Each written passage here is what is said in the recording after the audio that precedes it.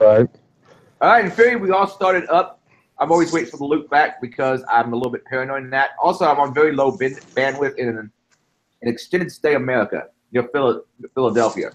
Why is it extended stay America? You get like a fridge, you get like a microwave, but they don't leave glasses, like glass glasses or even plastic tumblers in your room. What a bunch of dicks. They got Finger to food. I stayed in Atlanta. They didn't have glasses. Just drink Now it straight out of the near bottle. Philadelphia. They're trying to get you to order like room service. That's probably the idea behind it. They have room service at But extended no, stay? I don't think so. Yeah, okay, probably not at the extended stay. Sorry, I take that back. Oh. Yeah, they didn't even leave you like. She says the link's not working, and I don't know why. They didn't even leave you like the little like bourbon glasses they normally leave. Or at least like one in the bathroom. There's usually glasses. No. I don't trust those glasses. Anyway, folks, welcome to. Or at least like one in the bathroom. There's usually glasses. All right, let me pause that. That was the loop back. Well, everybody, welcome to Irongeek cast number 46, Attack of the Tech Queen Bees. Introduce the people I see from left to right. Got some co-hosts here. Marlene. Myself. The first article up is going to be Marlene's, but I hope everybody's doing okay. Marlene's looking very festive. Christmassy. And most of us looking pretty much the same as we always do, except for, well, Mary's looking a bit sheepish. No, it's Adrian's baby goat. Very cute. Yeah. I want to see that one come at me, bro. How is baby goat doing? Probably by now it's big goat. Oh yeah, by now it's much big goat. In fact, that particular one went to a farm up north to be a breeder. So what a terrible life to have. Yeah. Yeah. Yeah, you got to wear this harness with a big blue chalk thing on it, and you know. If sometimes none of the girl goats have enough blue marks on them, then you go live on the farm someplace else. No, that's then you go meet Mr. Butcher. So. Oh no! Don't tell you that. That's what I meant by the other farm. Yeah. the big farm up in the sky. Right. Well, you probably shouldn't tell her that what's for dinner then. You guys are awful. Oh, that's why they love me. I eat my pets. Well, I don't know. Adrian will probably be retired, but anyway. Oh, I'm about to get noisy. That is up. Anyway, we have the first article up, and that's the reason we have the particular title that we do. The Empress Has No Clothes, the dark underbelly of women who code women tech makers, written by our own Marlene here. She got quite a bit of interest on Twitter from this particular Medium article. And if anybody wants to see the Medium article, if you go to the show notes inside of the YouTube, you should be able to see a link to it. People like Christina Hoff Summers, didn't you? I know she commented on it. Oh, did I cut out? Yeah, sorry, I cut out a little bit. I think there's a little bit of noise. What's Can you hear me now? Okay. I'm hearing everybody else now. Okay, yeah, I don't hear an echo anymore. All right, so you hear me okay though? Yeah. Hi, Charles. Hey. Just kicking things off. But if I remember right, this article, it got retweeted by Christina Hoff Summers, right? Yes, I think if I remember right, yeah, she did retweet it, and she left a comment for me, a really nice comment pretty early on. Yeah, I've had a couple of very interesting retweets that I didn't expect at all. So it was kind of funny to see some of the names pop up. Well, go ahead and give a quick rundown of what the situation is. Well, kind of like I explained in in the post, it's like I wanted to find, because I've been posting stuff throughout the year a little bit, like especially toward the end of October and stuff. That I had sent a cease and desist to some group and text, and people wanted at that time to talk about, what was that about? And I, didn't really share a lot of details in the past about some of the groups that had blocked me. And I finally decided to kind of write the whole thing down in light of the fact that I have now taken legal action, and we are actually filing suit. All the parties have been served. So it's just a matter of whether they're going to come back with some kind of a settlement or if we're actually going to go to trial. And I decided to kind of start from the beginning and tell people like where this all started. And because it sounds so unbelievably stupid if you look at isolated things, but this is literally, it's something that's been happening for a year and a half. And I never in a million years thought it would kind of get to this point, and yet here we are. And that's pretty much what the story was about.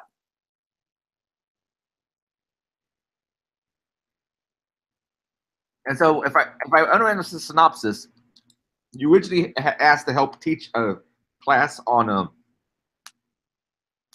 iOS development to girls, but you said you teach it, but they also have to allow boys in if they want to come. Not that it has to be men. Let me put it that way. Yes. A lot of times I think. Yeah, that's exactly. I mean, it started with I met the organizer, one of the directors of Women Who Code Atlanta, and at their hackathon. And at that time, we started having this conversation. She's a self-taught iOS developer that was featured in Apple's promotional videos and stuff like that. So I think at that time, we started kind of just talking a little bit about iOS development. And she mentioned that she wanted to start this class for all the female developers of Women Who Code who'd be interested in learning iOS development. But I knew that I'm also a member of the General iOS Developers Group in Atlanta, which is a pretty big group. It's got, I believe, close to 2,000 members. And there at numerous times in the past, there have been male, attendees to the group asking if anybody knows of any intro classes or is anybody doing any classes for beginners who want to learn iOS development. So when I mentioned to Alicia that I know that there's men that are also equally interested in this, can we do a co-ed class? I personally think that a lot of people would benefit from it. I'm happy to teach it. It could be every Sunday afternoon or, once every 2 weeks. I'll do it completely for free, but I would like to do this for both men and women. And she was adamant that women learn different from men and the men make women uncomfortable. And so she was insistent that she wanted to do a women-only class. And I told her that I just didn't feel comfortable with that because I feel that people should have equal opportunity to learn things if they want to learn. And I know that there were men that were interested in signing up. So it's not like if she had told me that she wanted to do the class and there were no men interested at all, I probably would have gone ahead and done the class if she insisted.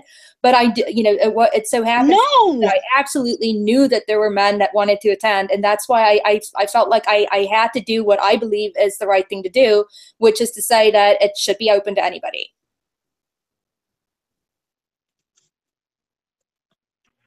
That's right. I had a friend have something similar happen to where she was doing some kind of like makers kind of event for someone wanted her to do a crafts thing for just maker crafts for just girls, like some like electronics project, and she was like, no, I'm gonna do it co-ed. And the person she was talking to was absolutely pretty insistent that no, it has to be just for girls. And said the thing about men and women learning different, my understanding that is true, but for technical classes, I only think there's so many ways you can teach. Exactly. And I mean, I think a good instructor can kind of help people if they see that there's, if he or she, whoever's teaching the class, if you see that somebody is, or that there's, let's say for argument's sake, that there's a group that's taking over the class and they're kind of like making everybody else feel too afraid to ask a question, or they're working ahead and everybody else is working at a slower pace. I mean, there's ways you can adjust your class where you can make women feel equally comfortable, where they would not have to feel like the men are silencing them or anything else like that. I think that's up to the instructor to do.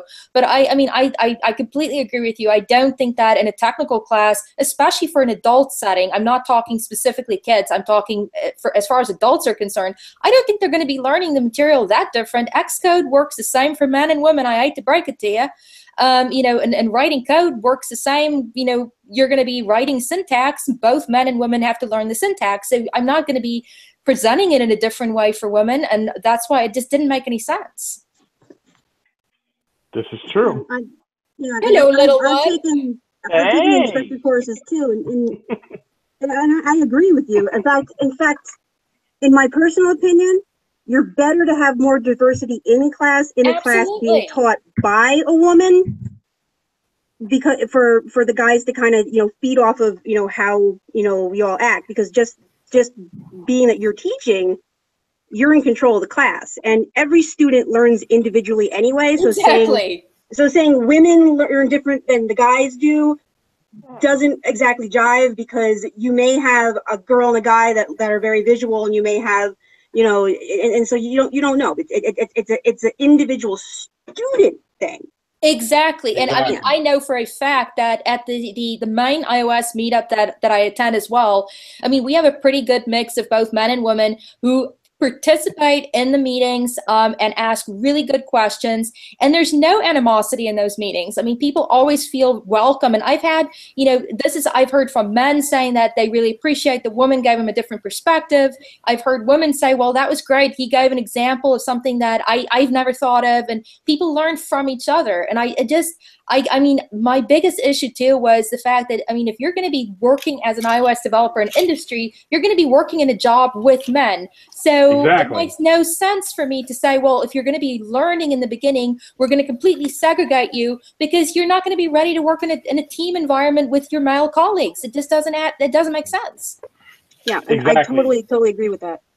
Segregation on any level never works. No, it does not, because it isolates you, and you know, then you're almost shocked when you go into a team and all of a sudden you're not in that safe, coddled environment. I personally just can't see that being a good idea. Yeah. I mean, and I have no problem pushing to get more women or you know, the way people want to do women and minorities, which I think is silly, because my standpoint is, make it inclusive to begin with, make everyone feel welcome. Exactly. And if you want to reach out and, you know, target areas where you know you're going to have more, you know, people that maybe wouldn't have that opportunity. But for the most part, you know, don't exclude either. So exactly. because you need exactly people. Right. Give everybody the opportunity of make the class, you know, announce a class, make everybody, you know, feel like they're free to sign up, you know, encourage people to sign up. And if there happens to be more females signing up, then great. But I refuse to say from the beginning, you know, from the get-go that it's women only. And, you know, unless you identify as female, then you're not welcome. I just don't, I'm never going to be willing to do that. Because see, that's discrimination in and of itself, which bothers me. Exactly. Yeah. You're not helping women at that point. Even, I mean, I think to some extent, you know, I think they legitimately believe that they're helping women, but I just don't see that you really are, because you're just, you know, again, you're now discriminating against a different group. Yeah. There was another good article. It was a CNN piece, believe it or not, about it was more conservatives in Silicon Valley, but it's along the same lines, where it's like, you know, people feel ostracized just because they have. It's very true. I mean, there's definitely people that are terrified to speak up. And I mean, these are not radical people. I've said this to a number of people in the last few days. It's like, these are not people that have extremist views. We're not talking alt-right. We're talking people that are just basically, you know, saying that, hey, I might be in support of the building the wall. I might be in favor of having more strict immigration laws, things like that. It's reasonable arguments that, you know, it's a centrist position. They're not coming at it from an alt-right position at all, but they're too afraid to speak up. Yep. Simone agrees. Exactly. There's an agreement there. There you go, girl. No, but guys. Well, yeah, it's just like I said. You know, we have enough. I look at it this way: we have enough of segregation as it. We have enough segregation as it is. We don't need any more. No, it's tough. It's tough enough for people to like learn how to work together in a team and with different people, you know, having different personality types and stuff like that. We don't need to create these artificial stuff and you know, make people feel uncomfortable and make people feel unwelcome, because like I said, I think in their mind they think that they're making women feel welcome, which is a good thing. I mean, I want women to feel welcome, but I don't think you make women feel welcome at the expense of making men feel unwelcome. That to me is just wrong. It is. And honestly, but I love the fact that, because right now, like you said, you notice like with a lot of people in tech feel like it's a male dominated industry. But I love the fact that there's a lot of women coders. There's a lot of women coders. There's a lot of women in InfoSec. I love the movement. I love how everything Exactly. is going. I mean, that's the whole thing is women are bringing a lot to the mix, and there's far more women than people, I think, even realize, because Yeah. there's women that are just quiet and they're just doing their jobs and they're not visible, but they're there and they're doing really, they're doing a fantastic job, and it's important what they're doing. Right. And And for the Ricky's idiots comment. out, go ahead. I was just saying, Ricky's comment in the chat. Little baby's so cute. Thank you. and that's the thing. And for the idiots out there that think otherwise, I mean, so what? If the code comes from a woman, you're not going to use the code to get your job done? I mean, come on. Well, no, I mean, the thing too that bugs me is that when people start talking is to like how the code, tech is political, because I've heard that argument so many times where people are like, well, tech is political. And I'm like, no, it's not. No. Writing code is, you're writing for a machine. The machine doesn't care if you write the code for, if you're a man or a woman, or if you're young or you're old, the machine doesn't care. It cares about if it's using correct syntax. If you're capable of doing that, if you can write correct syntax, that's all that you're giving instructions to a piece of machinery. That's it. Yeah, I saw some stuff on GitHub a while back. Someone complaining about, well, you're not accepting enough code for marginalized groups or something like that. And I'm thinking, how the hell do you know unless you deliberately make it blatantly obvious? Exactly. Unless does GitHub actually do they really kick code out? I mean, but that's the whole beauty of the tech and the sciences is you shouldn't be looking at someone's genitals to decide who you're talking to. You should be looking at their work, and you should be you should be highlighting the work. How can you know the genitals unless they blatantly tell you? Exactly. Well, I mean, that's why I Just think a lot of because I have conferences genital- started having these issues where they decide that they want to have a certain quota of people that they accept from marginalized groups. Well, there's no way of doing that unless you're, kind of specifically giving people preferential treatment.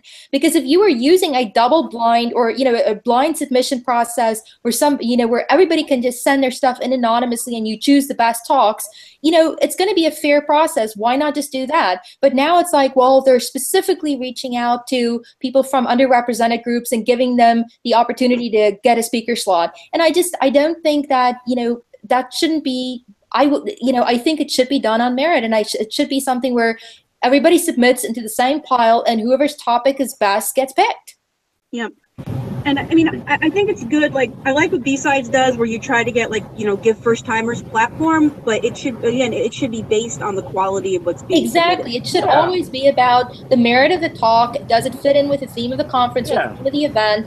It doesn't matter if it's, and I mean, if no women are submitting, then the organizer should make an effort to reach out to women, to groups and let people know that there's a call for proposals. But don't make it something where you specifically accept X number of women and then you turn qualified men away. I've known of a con sponsor who insisted that before they sponsor a con, it had to be at least 30% women speakers. That's not very bloody likely to happen. Exactly. I mean, there's technical conferences where it's like they're insisting on having a 50-50 ratio. Now, there's not 50% of women even in tech. So there's going to be a bias there. I'm sorry. It's just, you just look at it. You're not going to get 50% of all submissions to a certain conference. It's highly unlikely that 50% of the submissions will be from women. So then you're saying, well, let's say you get 20% submissions from women. Now you're basically saying we're pretty much going to accept all 20%, and then we're going to turn away a lot of guys to make it 50-50. That's not a blind submission. That is you're accepting submissions based on gender. Exactly. It's just nuts. Again, I think we're in a world full of it's adults and children, and the people who are supposed to be adults are acting like children, and the people who are supposed to be children, rightfully so, are becoming more adult than adults. Very true. I mean, kids are growing up faster, and adults are, I think, or at least a lot of adults just don't seem to have like the emotional maturity. They're not acting like they should be. They're not acting even rationally. I've seen situations where supposedly adults are getting into arguments about who has the corner office. Like, does it matter where you sit as long as the internet connection works? Exactly. I mean, that's the whole thing, is that there's so many things that are just so stupid. Yeah. You know, and then they take that to mean like this person got preference over me, or that, you know, my work is not valued, and somebody else got a promotion over me, and I actually have more. You know, there's so many different things that go into determining if somebody gets a promotion, if somebody gets a salary increase. It doesn't always have to do with your gender. Exactly. Side note, I think I just got my first ever super chat. I probably turned that on and you get it $55. All right. Oh, but all right. So you basically said you're fine with doing the class, but you didn't want it to be exclusive to any, you know, one gender. I'm even saying that shit. And that's not that topic. We're not going to go down yet. Sorry, I'm back. If it had been only women who signed up, that wasn't the point. But because of this, what was the fallout? Well, I mean, like I said, I would have been fine if no men expressed an interest in signing up. If this class was, if they had announced the class and there was absolutely zero interest from men, then I would have felt that, you know, from the beginning, the class was advertised as open to everybody. They didn't receive any male signups, so okay, I'm going to go ahead and teach the class to whoever wants to show up. But they wanted to advertise the class as women only. That's where I was like, I'm sorry, I'm not comfortable with that. It goes against what I believe in. And we went back and forth. I mean, we had a conversation, extensive conversation, Slack, you know, exchanges. And her argument was, I mean, there were a number of things that she brought up. Like I said, the fact that she believes women learn different. She also felt that women should be interviewed different, and that companies discriminate against women in tech because whiteboard exercises for coding is unfriendly toward women, which I thought it was a ridiculous argument. And I was like, well, what do you? I'm sorry. That just legitimately suggesting that we have a different separate interview process. Would be better. Well, no, you all know me, because hence why my handle is paint. I mean, you give me a whiteboard and say, show me, I'm much better than trying to do anything else. So that's like my favorite way to show off is give me some dry erase markers. But yeah, I mean, that's the thing though. This thing though, Adrian, what would have happened if you went in with a group and say, well, I'm going to go ahead and teach a class on, you know, pen testing or whatever, but it's going to be a men's only class.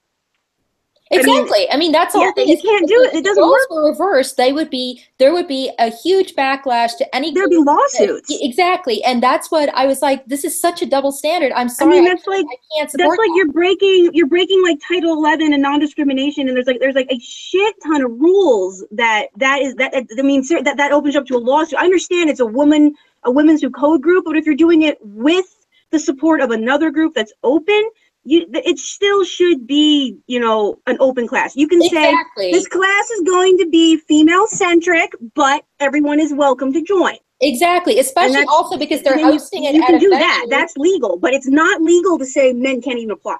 Exactly, and also the thing too is that they were hosting the class at a center that is actually affiliated with Georgia Tech. Which to me was even worse. It's like, so you're hosting it at a venue that is open, that should be open to all students, all faculty, all, you know, to the general public, you know, and you're making there's an exclusionary class here, and you're fine with it. That's just you seem to justify it, even when I told you specifically that I know that there's men that would be happy to sign up and that be really interested in signing up for the class. So that was the first part. That was kind of where the whole thing got started.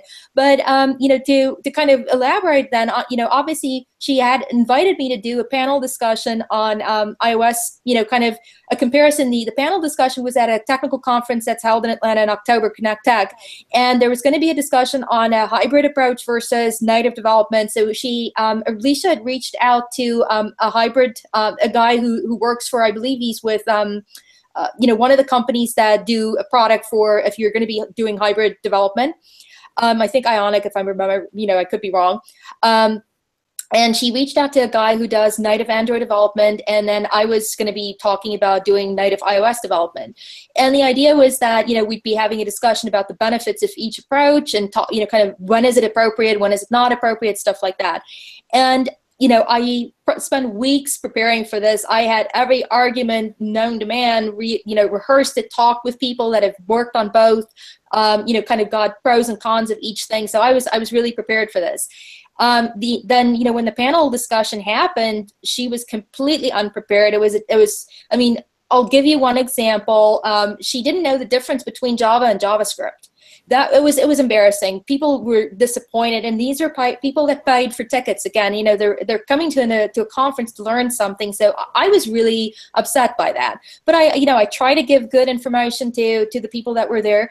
And immediately after the class, she sent a bunch of tweets out where she basically, there was another tweet where I could see that she had tried to find a different iOS speaker to actually replace me last minute. But then when I showed up, she, went ahead and let me participate. But she basically went ahead and posted a bunch of stuff telling people that I didn't hold, I led down the iOS side and she had to carry it. And, I didn't really contribute anything of value to the discussion.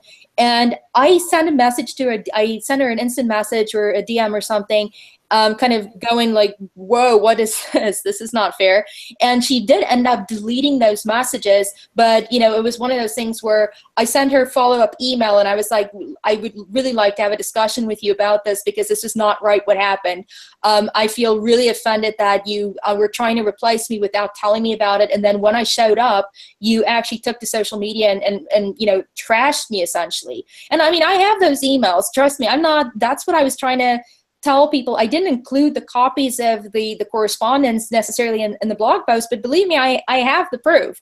And she completely became, she unraveled. She went off on me in an email exchange and told me to never contact her again. And that I'm blocked and she doesn't want to speak to me. So, I let the whole thing go and I, didn't think much about that. That was in October. Then, 2-3 months go by, and in January, I decided to volunteer for 2 events, for an event that was being held jointly by Rails Girls and Rails Bridge. And it was an introductory course on teaching women Rails development, but they also had some male sign up. So it was a little bit more of a mixed group, predominantly women, but there were men in the group. And they were looking for volunteers, senior developers who could mentor beginners. So I signed up, and I got emails back from the system. They confirmed my registration. Everything was fine. It's like one of those where you get an email back from the sign up where they're asking you like what's your t-shirt size, what's your food preferences. So everything was confirmed. And within a few hours after that, I get emails saying that you've been blocked from Rails Bridge. You've been removed from Rails Girls. Wow. They completely blocked me. I followed up. I sent very polite emails to the organizers going, was there some kind of a mistake? I'm very interested in helping. Is there anything I can do? They flat out refused to even justify me with an answer. Sarah May is, of course, the director for Rails Bridge or involved with Rails. I reached out to Sarah May. She basically told me that I needed to respect boundaries, that the groups have the right to ban me without telling me why, but I just have to, essentially, she told me to back off, let it go. So I mean, I legitimately had not done anything. I've never been to any of their meetups prior to that, so I had not violated a code of conduct. They didn't even want to tell me what the reason was. Until, a few weeks later, I heard from people that really the 2 organizers of the groups were extremely offended by my support as a conservative. I had expressed some views on Twitter after the election, and also before the inauguration. And, and they know that I'm conservative, that I was a Trump supporter, and they took great offense to that and decided to block me. They didn't feel that I was a good fit for the group. So no violation. I was just banned because of my political views. Then, again, months go by, nothing, it's at that point I was so gun shy about even becoming involved with anything because I just felt like there's no point. They, for some strange reason, they seem to just not like me. And, like I said in the article is, my husband Lance is he's also my business partner. He was the co-organizer of the Atlanta GDG, and they were planning a dev fest for November. So in July, Maggie Kane, who is the organizer for the GDG and for Google Women Tech Makers, she actually set up the Women Tech Makers chapter in July of this year. And at that time, everything was still, to the best of my knowledge, things were fine. I, reached out to her. I offered to help her with marketing and social media promotion of the group. I offered to help her with the Dev Fest. I had reached out. I found a venue. I found, we started talking to sponsors. I'd reached out to some speakers. There was a guy that I know who's a machine learning expert that I'd reached out to. And the next thing is, like within a few weeks, of course, the whole James Damore thing happens. And, it's no lie to people that follow me and know me that I'm friends with him. And I was very public in my support for him. And, Maggie found out, Alicia found out. And within, I think it was 2-3 weeks after the story, Maggie sent an email and said, Alicia Carr from Women Who Code had contacted her and said that Women Who Code as an organization will refuse to support the Atlanta chapter of the GDG, DevFest, any of their initiatives. They, unless I'm removed from the group, from both groups, unless my company is no longer, involved or sponsoring any events, that, Lance gets removed as an organizer. And she then proceeded to also say that I've been harassing members of the community, that I've been doxing people, trying to get them fired from their jobs, which was just complete craziness, because I've never done that in my life. I didn't even know how she could have ever come up with that kind of allegation, because nothing ever happened. And then Maggie told me that she sent the complaints to Google. And I was really, really upset at that point. And I was like, well, there's no evidence of any wrongdoing. What exactly did you file a complaint to Google about? I mean, what's going on here? And she refused to talk to me, basically, but I kind of pressed the issue and I said, well, there is some events coming up in the next few days for women tech makers. Am I free to attend? Are you saying that I'm free to attend? Have I been banned from the group?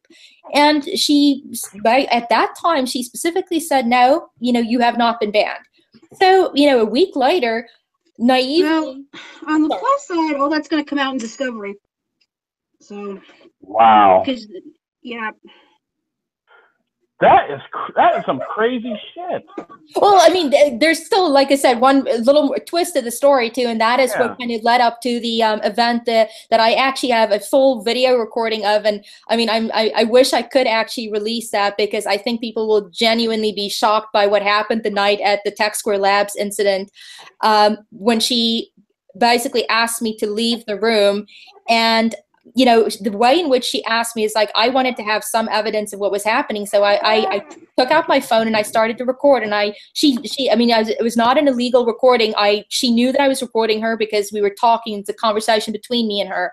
Right. And I specifically asked her, so you're saying, you're asking me to leave. Why am I being removed? And she told me that the reason she wants me out of the GDG, the Google Developer Group, permanently, and she also wants me out of the community, is because my views on gender equality is extremely harmful. And my friendship with James Damore is an issue, and my views are harmful to women. So I was like, well, does that mean I'm because I was signed up to be a speaker on machine learning at the Dev Fest. And I asked her in the video, you can clearly hear it, I asked her, am I still free to speak at Dev Fest? And she's like, as of right now, no. I asked her, does Google know? And she said, I'm waiting on Google for direction. And, like I said, 2 days later, I get banned from Tech Square Labs. They basically told me that they are concerned about their other members' safety, which was, it's a complete gut punch when you get an email where people telling you that, we have to protect our other members' safety, as if I threatened anybody. I never even raised my voice in the exchange with Maggie. I tried to stay as calm as possible. I spoke like I'm talking to you guys right now. There was no shouting, no breaking stuff, no throwing chairs. It was completely sane, calm, adult conversation. And then she proceeded to tell a bunch of people that I'd been stalking her, which is a crime. And at that point, I was like, enough, this has got to stop. So, I retained legal counsel at that point, and we sent a cease and desist, including to Google. So they were well aware of the allegations that were being made. And essentially all of the parties completely ignored it. Maggie continued to harass and smear me, telling other people, getting me banned from a makerspace in town. And, you know, at that point, we're starting to lose money because, you know, a lot of the venues that we typically promote, the, you know, our services at and groups that we normally attend, now we're no longer able to, you know, sign up customers or sign up clients for potential contracts. So, you know, at that point, I was just like, you know, this is something where I feel strongly enough. I'm gonna take the invest, or at least I'm going to dip into savings. I'm gonna get the money, but I am gonna take this. I'm gonna go ahead with this because I need to send a message that it's not okay to treat people this way. Oh, but there was a question I got from Kate, and she's trying to join, I think, but she's some camera issues. But she says, "Great convo. I have a question. Yes. If these folks are non-paid volunteers for these organizations, no, they are actually paid. The directors of Women Who Code actually receive a stipend. It's a pretty sizable stipend because most of them do this as a full-time job. Of most of the organizers that I know, there's 2 or 3 that do have jobs, but there are a number of the directors that this is their main job. So it's a pretty decent stipend that they're getting. For women tech makers and Google Developer Group, that is unpaid, but they do get real good perks from Google. I mean, they get free tickets to Google I/O and, you know, the main I/O event in Mountain View. They get flown out by Google, hotel and accommodation, and everything is paid for. They get access to, you know, Google materials and beta releases and things like that. So there's kind of other types of rewards in the program. It's not completely voluntary. Is this just this one chapter? I find it really unfortunate. No, it actually isn't. I have heard from somebody saying that she had experienced a very similar thing in the New York City chapter. I also know that there's been some issues in some of the other chapters in Austin. There's been, you know, the organizer, I believe, of one of the chapters in Florida is pretty radical.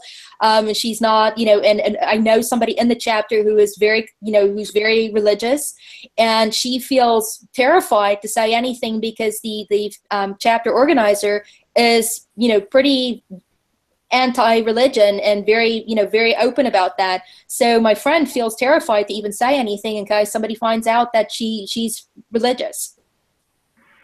You know something? It shouldn't matter whether, and this is crazy. First of all, who on God's green earth gave them the right to tell you or say, well, you're banned from learning something, or you're banned from this organization? Fine. The same material that you're learning or you're teaching, I can learn over here. And I definitely, and your take, I'm wholeheartedly saying this, you are taking the right approach with this entire situation. It's starting to come back on them pretty hard right now, because this is not the only case this week. I mean, if you look, there was that what was she, a grad student in Canada that showed a video? Exactly. Yeah. So she just had another interview. I watched that one last night, and same thing with her, where it's like, and she's like, I'm not taking a stance. It's a debate class. We're going to go ahead and show this, and we're going to have an adult discussion. But I mean, if you listen, if you heard that tape, there's a strong similarity between what happened in her case and mine, because the same thing happened. They didn't even tell her what she's being accused of. They refused to tell her what the allegations against her are. And I have the same thing as I have the email exchanges. I have recording, audio recording. I have voice record, video recording of me repeatedly asking Women Who Code and Google for evidence of wrongdoing. Why am I being banned? Why am I being removed? What have I done wrong? Which codes of conduct? You claim I violated the code of conduct. What did I do? When did I do this? How did I do it? They flat out refused to turn anything over. They flat out refused to tell me what I was being accused of. That was the part where I just like that's kind of similar to what's happened with Lindsay. It's like people are making these allegations against you, and before you know it, you're being accused of stuff. And at one point, Google wanted to have a conversation with Lance, and you know, the way in which the email was sent was like you felt like you were being asked to participate in a tribunal. So we said to them, like, you know, we're happy to have a conversation, but we want to see the allegations against us first. This is insane. Why would I give you more details if I don't even know what you're accusing me of? And they dug their heels, and 2 days later he got kicked out. And he got completely removed as an organizer, even though he is, you know, hands down, he was an asset. He grew the chapter single-handedly to 2,000 members. And I mean, he put in a significant amount of work to building the chapter and doing a lot of stuff. I mean, we had excellent programming. You know, he put in a lot of his own money, he taught workshops on Android things and IoT devices and stuff like that, where a lot of times he bought the boards and the units. He paid for it out of, you know, it came out of our business budget, and it was offered to people for free. Wow. I'm honestly, I'm just floored at this whole situation. The reason why they're not telling you anything is because there is nothing. They're just trying to find an excuse. No, that's the whole thing. Is like, I know that there's nothing, because trust me, I have no, when you're not guilty of something, you don't have to hide anything. I have nothing to hide. I would be happy to share the stuff. I just don't think it makes sense to share it at this point, because it's going to come out in trial anyway. But believe me, I would not have filed a lawsuit if I didn't have something. I believe you. Enough to put that much money into hiring attorneys and, you know, doing that kind of thing if you didn't have something. So, you know I didn't do anything wrong. And the way that they're just like, they kind of just dismissed the cease and desist, which I thought at the time was like, well, okay, well, let's just at least have a conversation about this. Let's get you to understand that what you're doing is wrong, and I want for you to stop. And they just dismissed it as if it was nothing. And that's where I was like, you know, you're kind of treating it as if you're almost mocking me, thinking that I'm just going to go away.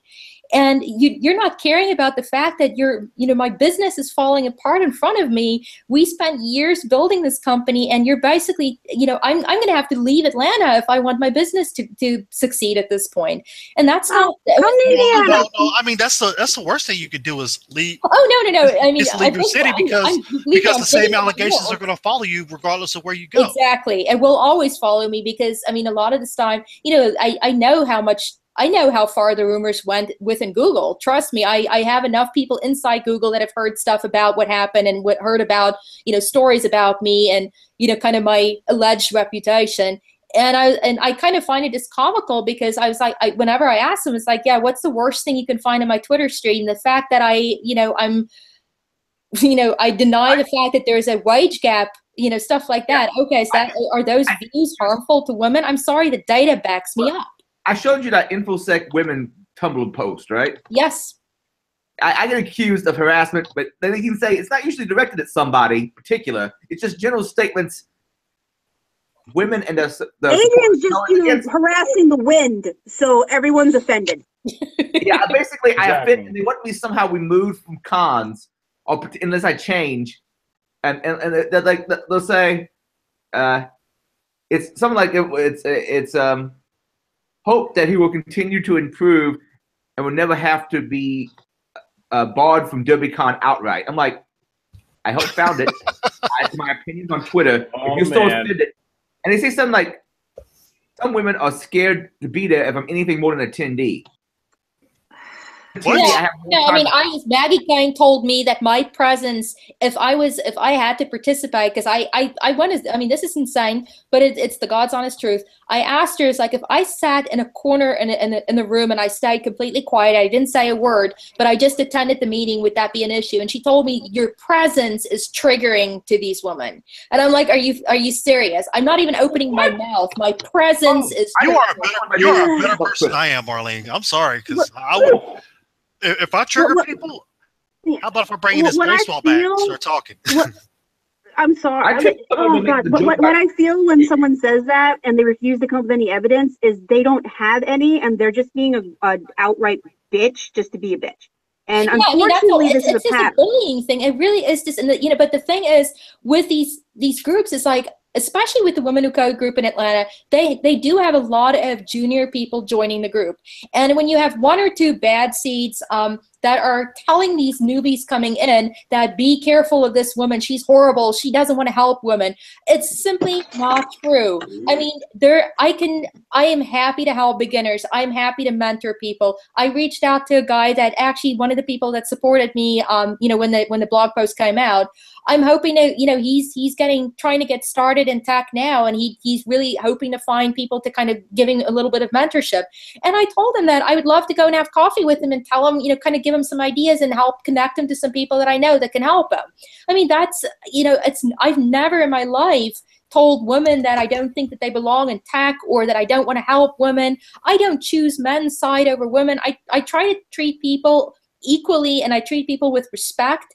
But yeah, I'm outspoken and I am assertive. And if somebody sits there and tells me something like, well, whiteboard interviews don't work for women, I am going to call bullshit on it. I'm sorry, because it isn't true.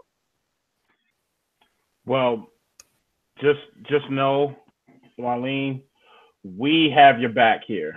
I Okay? appreciate y'all so much. You have no idea. I mean, I'll put it to you this way. It's like I've been floored by the amount of support I've gotten from people just on Twitter, because you have no idea how long it took me to even decide to get the courage to, get the blog post out there. Because I started writing it weeks ago, and I kept going back and forth and like, I can't do this. People are going to think I'm making this stuff up. Nobody's going to believe this because it sounds so stupid.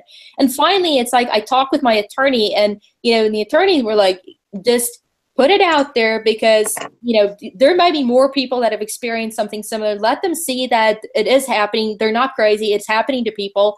And you never know what the outcome might be. It might be a good thing. You're not defaming them. You're not telling any lies about them. You're putting the truth out there, and we know we have the evidence. So I'm not making up stuff. I can back it up. I want to touch on that in a second. So I just ended up to kind of taking the risk, and now it's like, wow, people are incredibly supportive, and I'm very grateful. I want to touch on that in a second, because there was a tweet that was tweeted to you that I thought was kind of silly. But first I want to cover Security Brew Kate, as I referred to as before. She asked the question, are we the entire thing? Would Marlene stop legal action if the women were to agree publicly that she is a value in the tech community, speaking not as carefully as they would have, as they should have? Or is it just misunderstanding? Question mark. Lawyers. Okay, I think there's two parts to that. I don't think it's a misunderstanding. The fact is, I actually did express to the regional directors of Women Who of Google Tech Makers, Women Tech Makers and Google Developer Group. I did express to them that this was way back in September. I told them that I'd be happy to go to mediation with Women Who Code to kind of get to the bottom of it. They had reached out to Alicia. She did not want to do mediation. So it was one of those things where I don't think it's a misunderstanding. I did express to them that I would be open to mediation, and I also, in the cease and desist, I also expressed the fact that I would be, I'd be open to having a conversation about it. In my cease and desist, I asked them to retract their statements, and all I ever wanted was a retraction of the lies and basically the opportunity to participate in the groups, to have my membership reinstated. There was not any, I didn't want them to like sell me their kidney and their firstborn. I just wanted an apology and kind of a retraction of saying things that I've been doxing people, because it's stuff like that sticks with your reputation. It really harms you. So I wanted that, I wanted clarification that was not true. And again, like I said, they completely refused to retract. And in fact, they ignored it. And then I find out that even after the cease and desist, they continue to spread lies by telling people that I'm stalking them. So that's why I don't think it's a misunderstanding. And if they were to come to me now and say that, we're really sorry and you're a valued member in the community, it's, there is a part of me that'd be like, I appreciate it, I really do, but too little, too late. Are you going to go back to every event, or every venue in town, every organization in town, tell them that you made up the stuff and ask them to allow me, access to their facilities again? Unless that happens, I'm still losing money. I'm still losing opportunities to run my business. So, you have cost me there was a financial impact on my business, and you can't undo that. So this is not punitive, but it is just me telling them that you have to understand I did suffer a loss, and an apology doesn't cut it. There was also some hackerspace, which I'd heard of before, because they actually come to OuterZone. I used to go to HackerCon in OuterZone every year until. Yeah, it's a free side makerspace. Yes. Free sides, yes. Didn't you get banned from going there too? Yeah, I also got banned from them because Maggie Kine is one of their board members. So she, again, I believe it, get this is the funniest part. Actually, I had never even been to the free side facility. Every time they had an event, I had something else going on. So I had never even been to their actual space. Lance, however, he had been there multiple times. He had taught workshops there, wearable workshops, IoT workshops, things like that. So he frequently went to the venue, and they ended up, basically banning both of us from the premises, and completely banned from all of their events. I literally had not even set foot in their space before. So it was the craziest thing. But Maggie is their treasurer, and she's a board member, and so that was the common link between the two.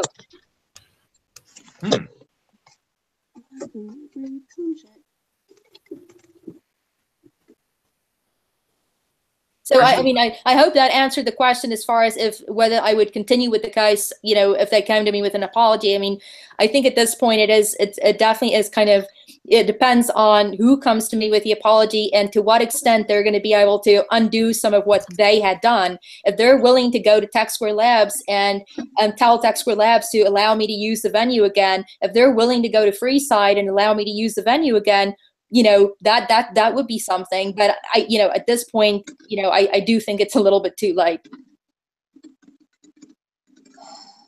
So good luck with it, and I've linked the article in the show notes. If anybody wants to go read the whole thing, and there's a big long Twitter feed on it as well.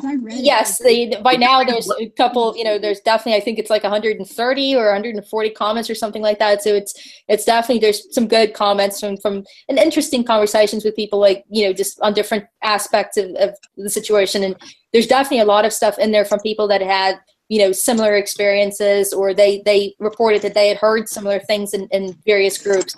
So I think it definitely would turn into an interesting thread. Yeah, I don't know. I can't read your Twitter thread, so. Well, Semi, what is your handle? How did that happen? You blocked me over a minor tiff. Clearly must have pissed me off bad. I am so sorry. I will happily unblock you.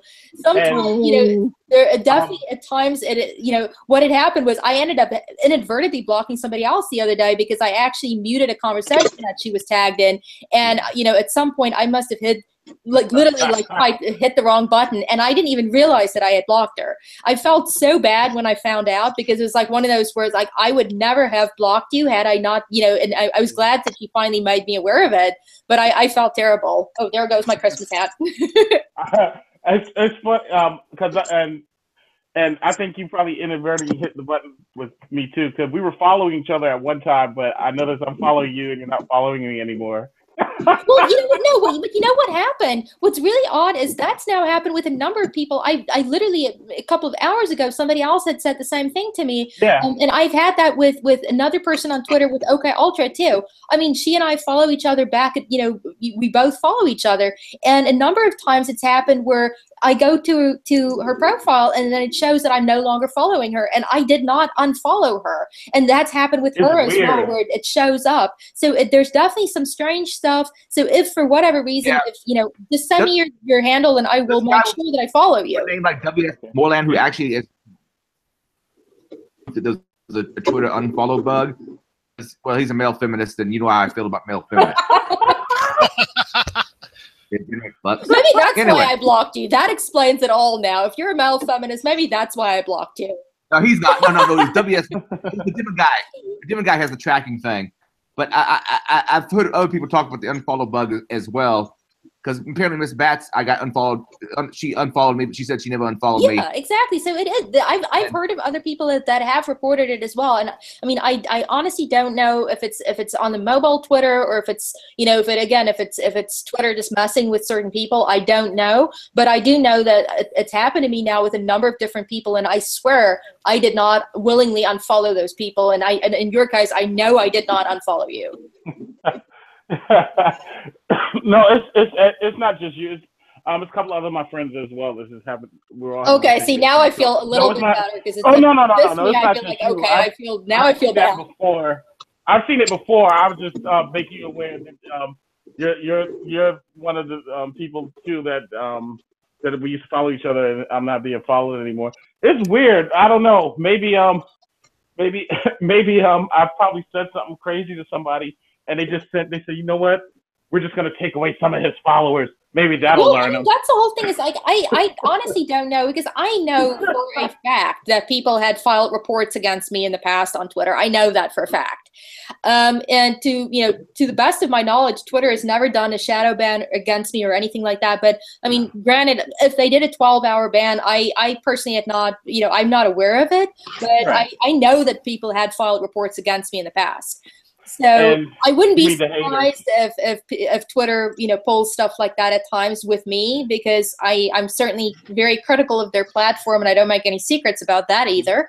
But it's odd how it happens, because it doesn't happen like frequently enough where I can kind of reach out to support and point it out. There's times where I just don't even know that it happened, and somebody else will reach out and be like, "You unfollowed me," and I'm like, "No, I did not. What are you talking about?" So yeah, but yeah, I'll definitely get your handle, and I'll make sure that I follow you back. Awesome. Yeah. Go ahead, Adrian. Oh, sorry. I was saying for OK Ultra, we need to find her a good voice changer, because I want her to join the cast at some point in time, but she needs some kind of voice changing software. Yeah, I know she's mentioned that in the past, and it's like I have no clue other than just suggesting you talk through a sock. But I'm not very sophisticated. I wouldn't make a good spy. Period. Mumble has plugins. There's somebody. Go ahead, Charles. There was had a headset at one point that came with software that would change your voice, but I don't know about like reversing that. You know what I mean? Proven. And video drivers can. I think. My Audacity card could do it. That I still have somewhere, but it was at the time it was one of the higher end ones with the MIDI and everything. Yeah, I know there's some apps that like you can download apps that do stuff like that, but I don't know if it's apps that that would work with like if you're actually during a live call. I think it's voice. It's apps that will change your voice from a video recording, but I don't know if anything that does it while you're live. If you do it via the sound card, it streams it. So what you're doing is you're taking your input or your stream, because you can pick your audio input. Yeah.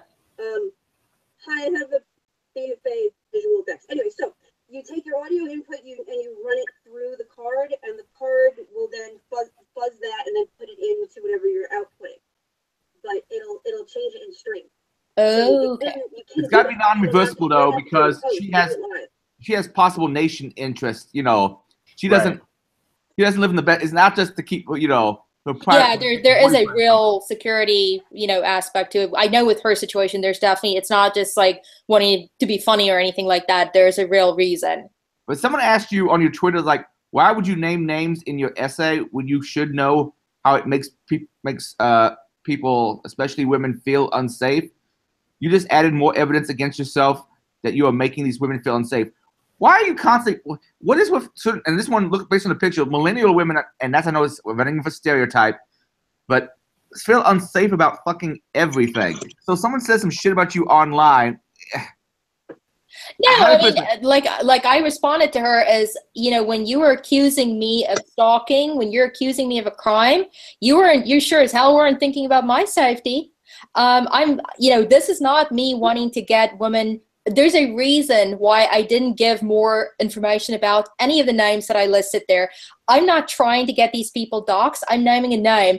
If anybody is looking up their information to kind of find out anything about their background or anything else, that is, I'm not telling people to do that. I'm not trying to, frame these individuals. I'm not trying to get them in any trouble. I'm not calling for their termination. I'm not trying to get them, I'm not trying to get them harassed in any way. I'm not harassing them, and I'm certainly not asking any of my followers or anybody who reads the article to go out and harass them. But yeah, I'm naming names because there's sunlight is the best disinfectant, and I mean, these people have been getting away with harassing me, and like I said, they didn't really care about my safety when you're accusing me of doxing people, when you're accusing me of stalking people. They had no problem naming my name. So I'm sorry. Then now I'm gonna show you that I'm gonna hold you responsible, and I'm gonna call you out for it. Damn right, and as you should. Like, come on. Like, if anybody out there can't see the reasoning behind this, then whatever. Like, you're shedding light on something that's been happening, I'm pretty sure, for a while. Well, that's exactly what I suspect. The bottom line is that was something that I really feel very strongly about. There's so much talk about all the reasons why there's not more women in tech, and I mean, the arguments that we hear is like it's sexism, it's racism, it's discrimination against people from minority groups, against against LGBTQ community. Right. There's 100 different reasons that are being given. But the one elephant in the room that people are not talking about is that there's plenty of women in these groups that are harassing other women. And if it's happening to me, I'm guaranteeing you that there will be other women that have experienced something, maybe not to the same degree, but they may have experienced some hostility in their own groups as well. Because there's intersexual competition between women in these groups. And that might be a contributing factor as to why we're not seeing more women moving into these fields, because if there's already less women in tech, and now you have some bullies mixed in with that as well, I could see why some people would then end up leaving tech. And I really wanted to call attention to that, because I don't think that's anything that anybody else is talking about. Right. I want to get some security Brew brought up. One of the parts, it's an interesting conversation. It's always looking for conversation to learn from. He's actually writing a good grammar. I'm just not speaking in good grammar. One counterpoint, boys grow up a whole lot of encouragement to go into tech, along with encouraging girls and women to go to STEM. See, personally, I don't think I got any encouragement going to tech. And nowadays, I see more encouragement for women, like specifically girls-oriented programs to get into tech. When I was going through tech, my dad wasn't a tech. My dad was pretty much opposite the tech, because he thought tech, he was a Luddite in some ways.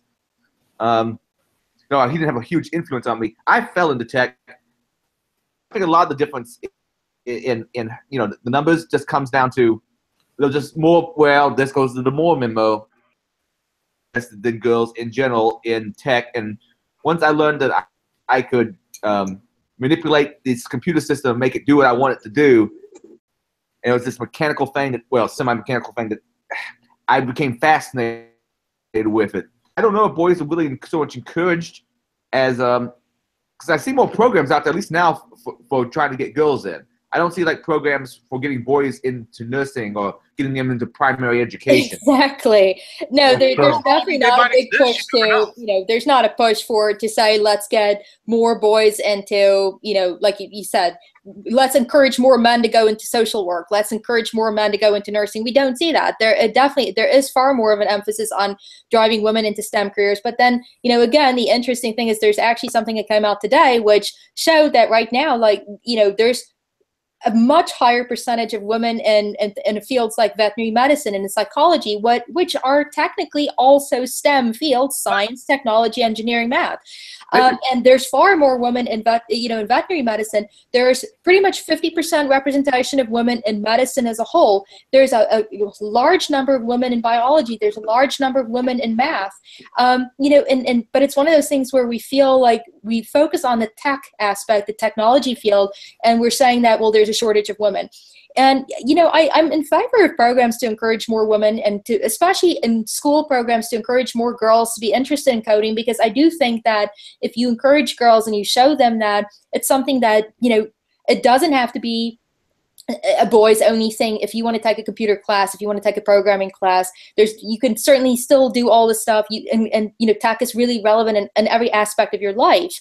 but I don't think we should make it something where we force people into it. If there's a girl who likes to, learn how to do some stuff, but then she's fine with, she learned how to do a little bit of HTML and she feels comfortable on a machine, she feels comfortable with her apps, but she doesn't necessarily want a career in technology, I think we should respect that. We should not have this expectation that, women should be forced into a certain field because we're trying to get the quotas up. That's just not, let people choose whatever they're naturally drawn to.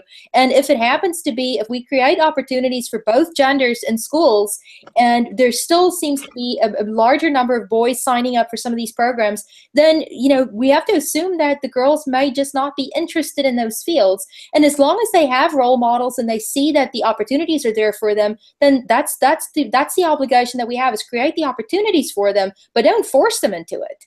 Yeah. Exactly. The problem with forcing people into anything is if you go into something you hate, you're gonna hate it. Exactly. Right.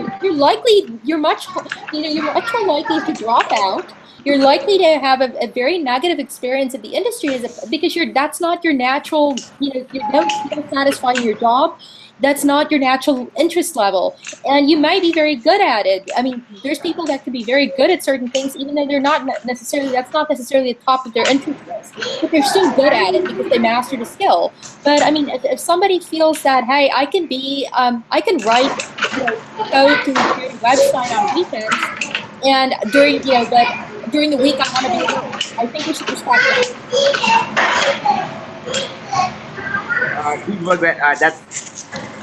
I'm going to really use James. Oh, sorry. Mute yourself anytime you need. There we go. Yeah, but I totally agree that, like I said, people should. Here's the thing: we're only on, and I'm just gonna put it out there. We're only on this earth for a short period of time. Within a allotted slot time, we should be able to do whatever it is that we're trying to accomplish. Whatever it is that you want to be, whatever it is you wanted to do, go out there and just do it. And there should be nobody out there trying to hold no one else back. Just get out there and live. If people would just follow that philosophy, we would be having these kind of situations.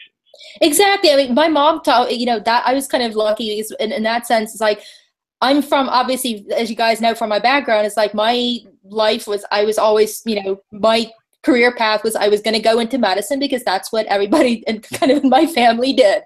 Right. And I fell into tech also kind of in a strange way when I was in college, and I happened to really like it. But even as a kid, I was in one of the very first test groups for Mindstorms with Dr. Seymour Papert of MIT. I was part of one of his test groups, and this is way back early 80s. So that gives you an idea how old I am. Mm-hmm. But I've been playing with computers since I was little, and my dad bought me an IBM Blue to play chess with and stuff like that when I was probably 6 or 7. So it's been a part of my life for a really long time, but there was never any, that was not a field that I even considered at that time. My life was going to be science because I loved science my entire life. And it's really only later that I decided, well, life is short, but it's wide. You can do different things at the same time, and you can be interested in science and in technology at the same time. You don't have to choose one or the other. And so I was kind of lucky in the sense that now I've found a way to merge my two loves together. But that's, I just feel like people should be encouraged to pursue what makes them happy, what makes them excited to get to work in the morning. And if that is tech, whether you're a man or a woman, if it's tech, great. If it's not, then it should be, expose people to the opportunity so they can decide for themselves if it's something that they're interested in, but don't force them, don't make them feel guilty if they don't choose tech. Exactly. Exactly. And Yeah. I think another big thing too is tech here recently is, I guess made kind of a comeback, but after the space program, tech kind of, it wasn't, science in general is not a big thing, not a big deal. You know what I mean? Every day, major things happen in science, and that never gets reported on the news. Exactly. There's people that work in a lab their entire life, and you don't even know about them because there's not a lot of profile, or you hear about people that win the Nobel Prize, but for every prize winner, there's a million scientists that just work in a lab every day, and you don't even know about them. Right, and then the other thing is our heroes, or the people we look up to, the people we hear about on the news all the time, are people like Kim Kardashian and shit. I mean, not nothing It's, like. Not saying that they're terrible people or whatever, but I mean they didn't contribute anything to society. You know what I mean? Like they've done nothing but freaking act like idiots and be rich from being kids. now, You know what I mean? she did do an app.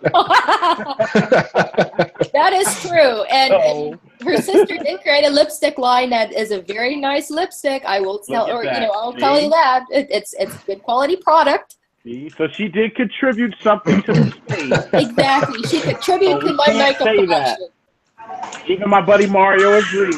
You can't say that.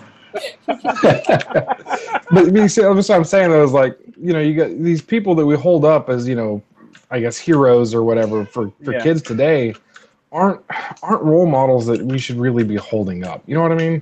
Exactly. No, I agree with you, but I do think that there are plenty of good role models if people are if you're a parent and you're you're concerned that your daughter doesn't have role models. I mean, just go and do a search on Wikipedia for that's what I'm saying. Like scientists and female role models. There are people that are real inspirations. You look back and you're like, man, tell your daughter about what Grace Hopper did. Tell your daughter about Ada. And there's just so many examples of women that have done really, really cool things. So it's not like, there's no role models for women in any of these fields. Just because you don't necessarily work right next to a woman, there's, the desk next to you is not, occupied by another woman, doesn't mean that there's not women in the industry.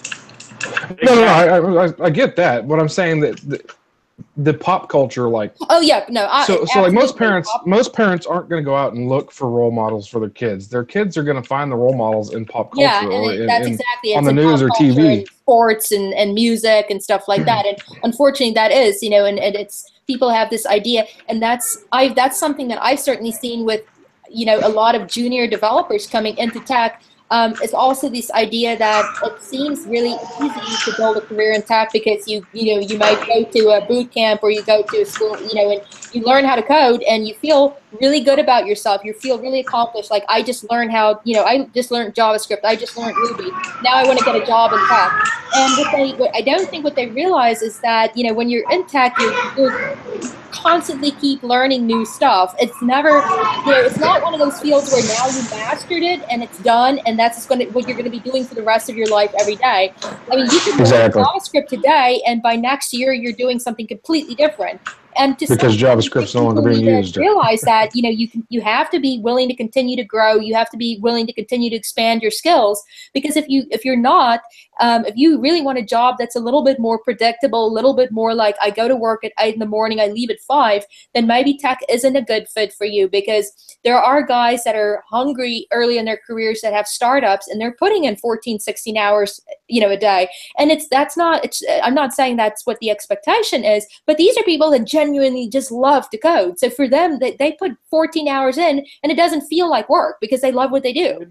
But, if you're looking for a job that's going to give you flexible hours and you can take, paid time off and, all that, you may find that, you can have that in tech, but you may not. And you have to just be realistic in your expectations about that. And it's so true. And it's just like for myself, I never thought, as a kid, I just thought, just had fun with video games. I didn't know what it was going to be. Exactly. I didn't know what I was going to turn into. My real first experience, I remember my mother used to take me to work with her. They had like a kids and parents day or something at her job. And I'll never forget, she had Pac-Man and Star Trek, and I think it was Donkey Kong DOS game on the 5.5 floppy disk. And I would just sit 5.5-inch floppy disk, and she would put that in for me, and I'd sit there for hours just using her little arrow key. Oh, I never thought that it would turn into something. I just thought, oh, this is so fun. Exactly. And I would just be into that for hours. Yeah, and I just enjoyed it. And that's the thing I try to bring to work. Hence why you see my little memorabilia. That's awesome. I love it. It's just I try to make when I'm working with others, no matter what I'm doing in tech or if I'm just having a regular conversation, whether you're in tech or not, I just try to enjoy life and just have a good time. These guys will tell you in a heartbeat. And I try I stay upbeat most of the day, every day almost. You know. You're the happiest guy in the stream most of the time. I know you're always laughing. I love that, Charles. You're just a happy person. Yes, because you know what? I look at others. What really motivates me to remain happy and just enjoy life. I see other people that are losing theirs. Exactly. Very true. Some people are losing theirs, and you got to realize too, no matter what your situation is, be thankful that last night your pillow was not the pavement. Correct. You had a roof over your head. You had food to eat. Because there are people that have it so much worse. You can't even begin to imagine what circumstances people are in. Exactly. So why not, at whatever level that you're at, just take that moment and enjoy it. Exactly. You're never going to be where you're always going to be striving to do more, but just be happy for the moments that you do have. And I believe in giving people flowers while they're living. So if you know somebody that you haven't talked to in a while, go check on them. Just see how they're doing.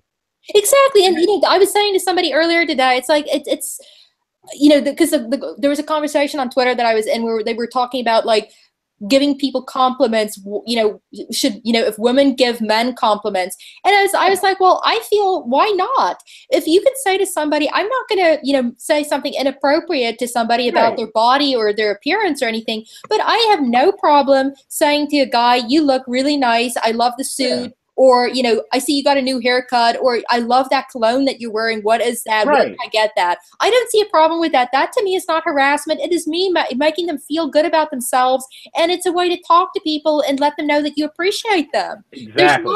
There's nothing bad or, creepy about that. I'm not going to say something that makes them uncomfortable, but I don't think we should get to a point where people are too afraid to be nice to each other.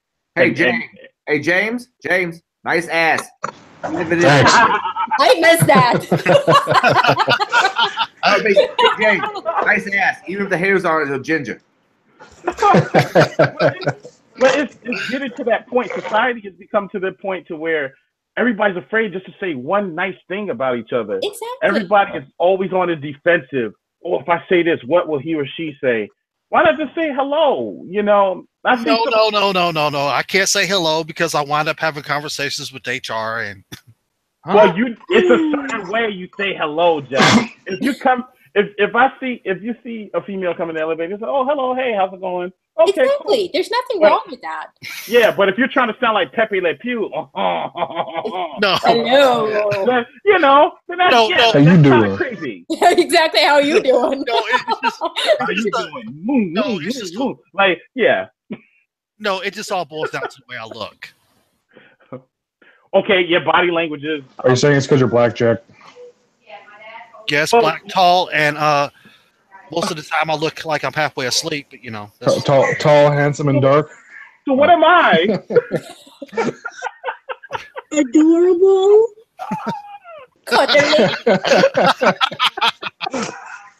Oh my goodness! Is that what it is? That's what we're going. That's what it's just crazy. I just people think that he can sell them marijuana. I see the world as a different, not different than. Because think about it, and I've told Adrian a story before. I remember being a kid in New York and seeing these people going to Wall Street in their nice suits and their briefcase, but they had the stone look on their face. Yeah. They would never smile. They're going to school early in the morning. They never smile. As soon as I get off the bus to come back, they're getting off the train to go back to wherever they were going. Same face. They were never happy. No, I mean, that's the whole thing. It's like a lot of people just spend their lives going to work, and then when they're at work, there's all sorts of stuff that that they feel unhappy about. And it's like, I get it. Not every job, there's no perfect job out there, but why not just be happy with the fact that you have a job, and that, let's say, 8 out of, you're working 6 out of the 8 hours, it might be perfectly fine. That's why they don't want to. As I said, they don't want to come past my wall, because on my wall at my job, I have a positive name for every day of the week. It's Magnificent Monday, Terrific Tuesday, and we're in Wonderful Wednesday, Thrilling Thursday, because things can happen and change. Fantastic Friday, but if you're into Starbucks, it's Frappy Friday. Sensational Saturday, and Super Sunday. You are someone Every day else. of the week. Every day for me is pretty much the Xanax day. That'll make me happy. I'm not that perky. Every day of the week. Yeah, and mind you, this is just no coffee needed. No coffee needed. Oh no, see, that just takes it too far. No coffee needed. Like you said, when you're excited about what you do for a living, yes, is you wake up, you're like, you know what? All right, I know things sucked yesterday, but you know what? I'm gonna make it better today. Hey, maybe I need to add a comma to this code. Hey, maybe if I could build this operating system a little bit faster had I taken these extra steps. Exactly, and I mean, that's the whole thing. Is if you really are excited about what you're doing, then you understand that you're not going to get it right the first time. You keep playing with stuff. You keep improving things. You keep improving as a person, as a developer. You learn new skills. I mean, the job is never done. It's never at the end of the road. There's always something else ahead. But that's the whole thing. Is if you're in the wrong field, if you don't feel that spark to get to work and start working on the next set of code, or you want to write a new test to test your code or whatever, if you don't feel that, then that might be something to consider. Like maybe you do need to find something else that will give you that passion. Yeah, go find something else and stop depressing others that have found it. Exactly. Instead of thinking that, if you start to resent, for example, if it is a woman who feels that she's in the field and she feels like there's not opportunities for her, but then she starts to resent the men around her that do seem to enjoy what they're doing, and she actually thinks that they're getting opportunities because they're men, that may not be the case. They're excited about what they're doing. They're putting the passion into their work, and they're doing good things. And instead of resenting somebody else for their success, why not just try to look for it yourself? Yeah. But at the same time, when you're excited about it and you're wanting to do it, you're putting yourself out there more than someone that just shows up like, fuck it. If you're excited about it and the boss is like, hey, we've been having this problem, you're like, oh, I'll take that. Hell yeah, exactly. An amazing problem. I'll work late tonight, no problem. Yeah, if you're like, man, fuck this, I don't really want to be here today.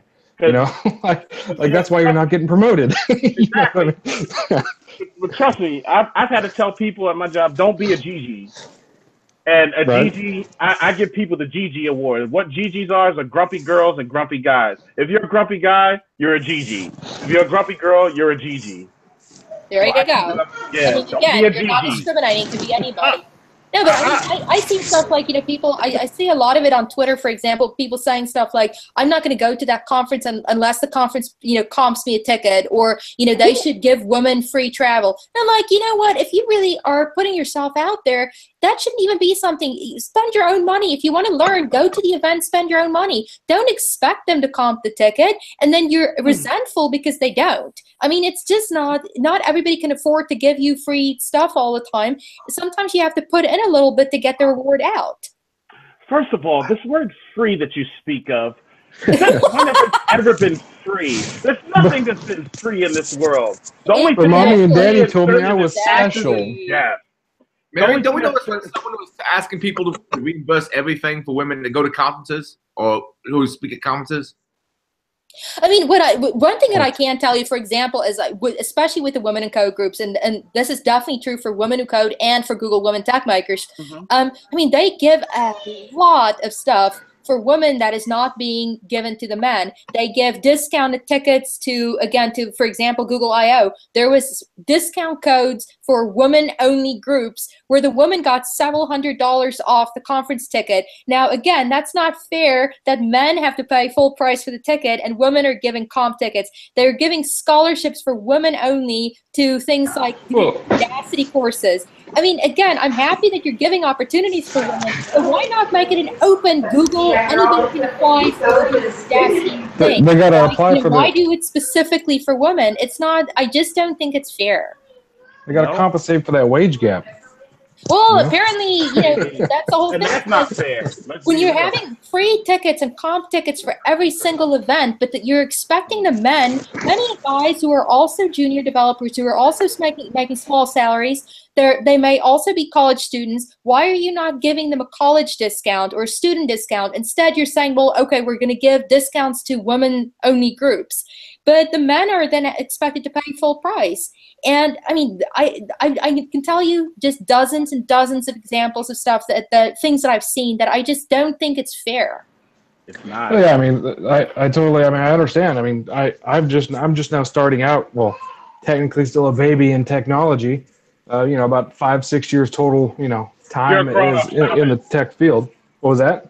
You're a grown up in this field. Stop it. 5 or 6 years. Stop it. Yeah, you grew up after a year. I mean, You took the diapers off 5 years ago. Stop it.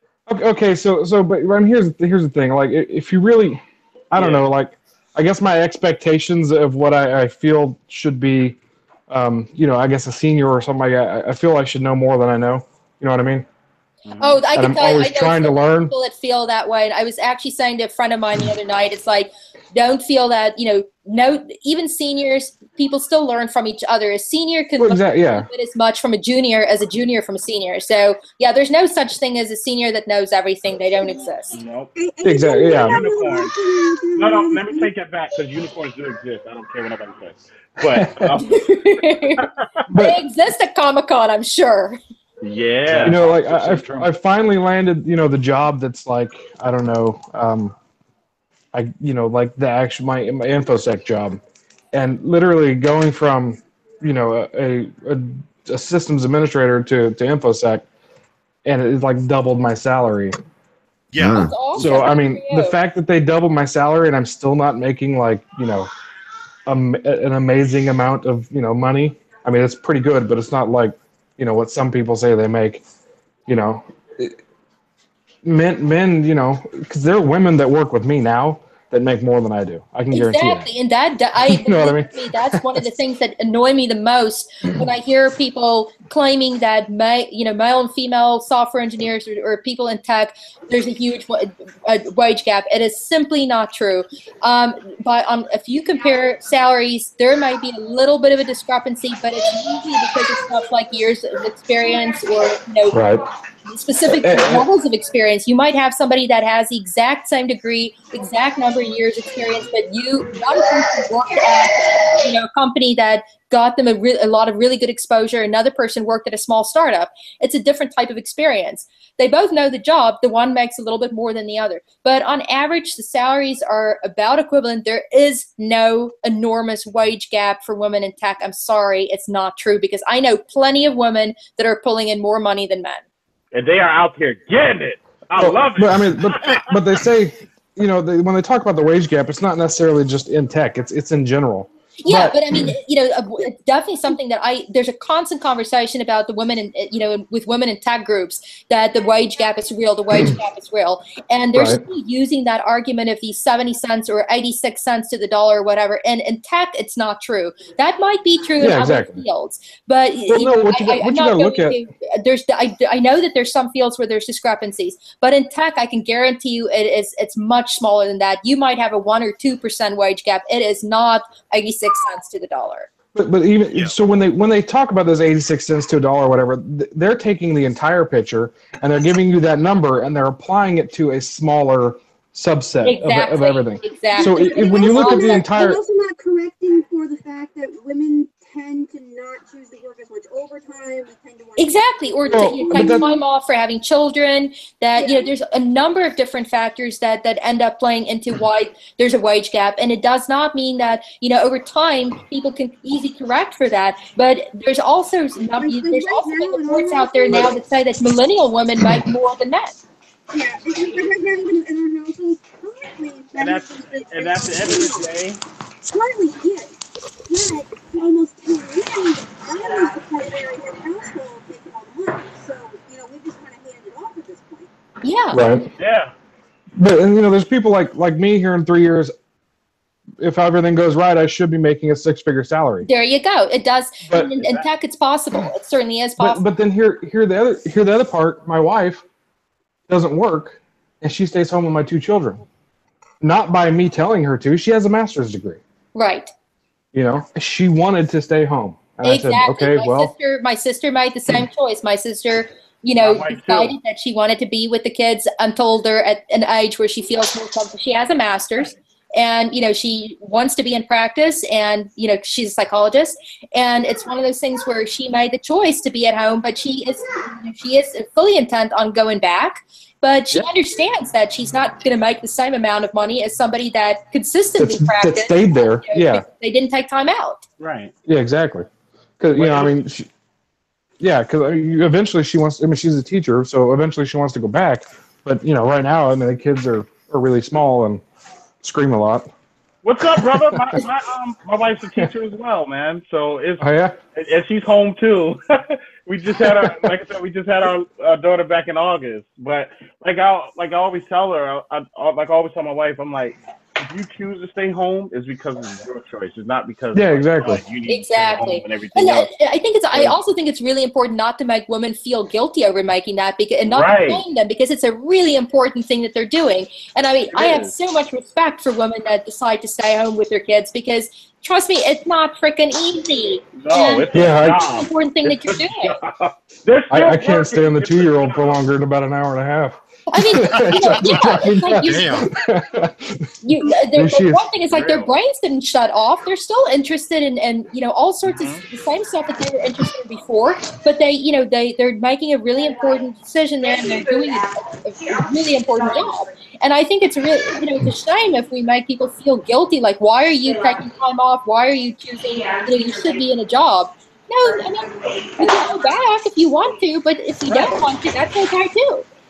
Exactly, and that's the thing. It's one of those things, because, like, me, I want my wife, whatever it is that she wants to do, I support 100%. Go ahead and be great, because before you met me, you were still you. Exactly. Everybody's an individual, so whatever it is you're trying to accomplish, I'm on board. Let's go. We do this. Hey, that's awesome. Good for you. And that's how it should be. It's like when you're a couple or whatever, it's like you're two separate people that decide to just like walk together on the same path. You don't suddenly merge into one person.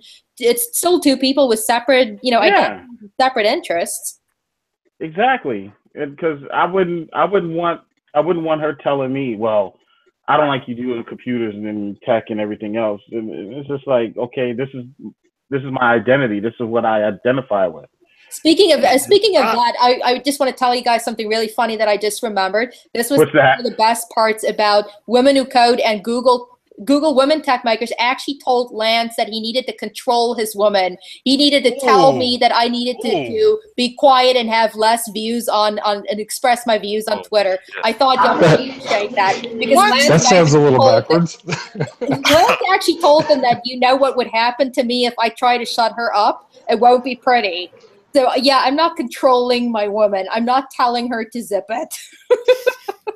No. I'm serious. They literally told him that he needed to talk to me and get me to be less vocal. Mary Shannon. Wait. So what you're saying is that on one hand they're all progressive, but then that old South creeps in. Yep. They told him that he needed to talk to me to basically see if I can kind of tone it down a little bit. And he was like, "Have you met her? She's a redhead. She will have my ass if I try to shut her up." Be like, get from around me with all that foolish talk. You kidding me? You're gonna pay my hospital bills? I thought you guys would enjoy that, because when he told me about that, I just died laughing. I don't want to be read about trying to control what? No, it's yeah. Control, yeah. Okay. I mean, I literally still have the Slack message where the one, where the organizer was saying to him, it's like, you need to talk to Marlene. I have it in writing.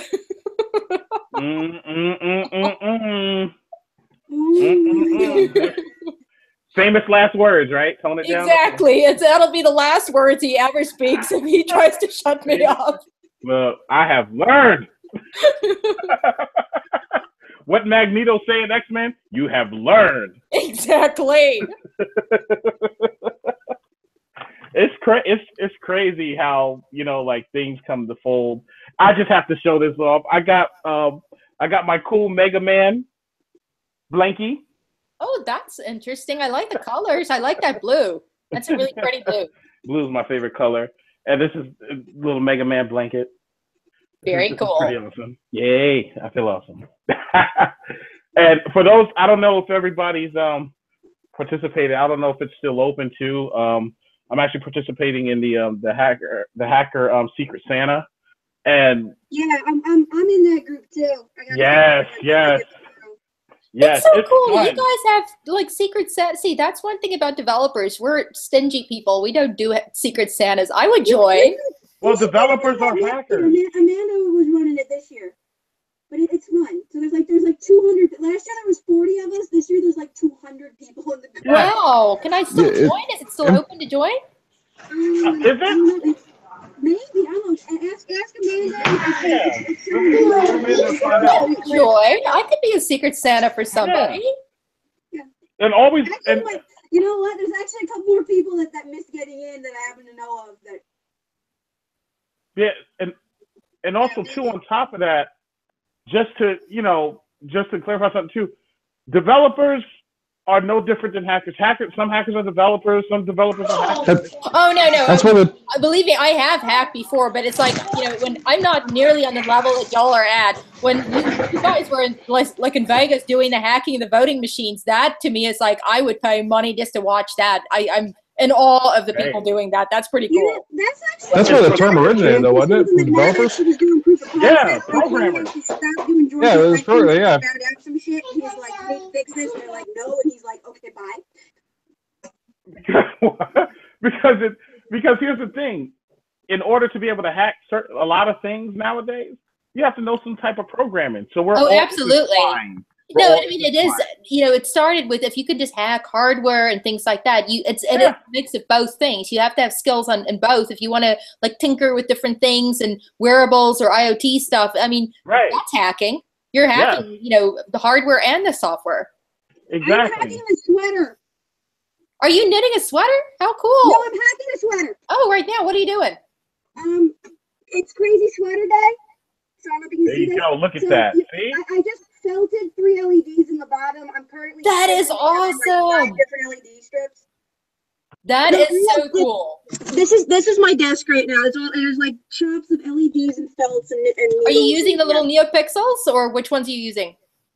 I literally went to the store and I'm cannibalizing LED Christmas lights, and then I have actual LEDs here, like raws. The little ones. Gotcha. I'm actually ripping the LEDs out of the Christmas lights, and then I have to go find the soldering iron in a little bit. I may need to do some more splicing, but right now I'm just At some point, I have to show you the T-shirt that I did with. I hacked a T-shirt where I have a bunch of boards hooked up to it, microcontrollers and LED lights. But basically, how it works is I have a little app that if I tweet, then the lights on the T-shirt lights up. So every time I get a tweet, I can actually have the lights on the T-shirt come on. That was the worst sewing project I've ever done in my life because the resistance on that shirt ended up being to the point where I had to sit there stripping copper wire to sew with copper wire to take the resistance down. Oh, I wouldn't know. My kid didn't tell me that they were having this thing until like last Friday, and so I didn't have enough time to actually. Why I'm just going nuts trying to figure out how I'm doing this now. No, that's a pretty cool thing for a sweater. I love that. Did anybody see that dress? I can't remember the lady's handle. It's like Nerdy Mama or Geeky Mom or something like that. But she made a dress and she used kind of like an Arduino controller or something like that as a brooch, and then she had like fiber optic cables running across the dress, and it would do like different light sequences if she when she that's attached the brooch. awesome. I'll check that out. Yeah, I love stuff like that. Amazon B, she's got the war corset, which was I'm trying to remember. Yeah. I thought it was absolutely Hack 5 and someone else, but she'll know who it was. But her and Mayfair Moon corsets built the TARDIS corset into a war corset for Black Hat DEF CON. I guess last year or the year before she was modeling it, and it would basically scan the local Wi-Fi networks, and it would do all kinds of stuff, and they had other things built into it. And then it would so it was another wearable that they had they were screwing around with. So That sounds awesome. Right now, I'm just pretty proud. I can tell you guys, we hooked up. My entire house is now officially a smart home. I have an Alexa or a Google Home unit in every room of my house, people. Every room. This is the best thing. I talk to her all day long. She's sometimes as dumb as a rock, but it is great. I don't have to turn my own lights on anymore. She sets alarms for me. It is awesome. You know, when every time I think of life, it's just like it just. Well, that's exactly what it feels like. We know what we ended up doing is we got all the like Thanksgiving, Black Friday deals. So we bought a whole bunch of the little Echo Dots, and they're great. I mean, you can do so much stuff with it, and I'm writing a bunch of little actions for them. You can do custom actions for them. So it is just the best thing ever.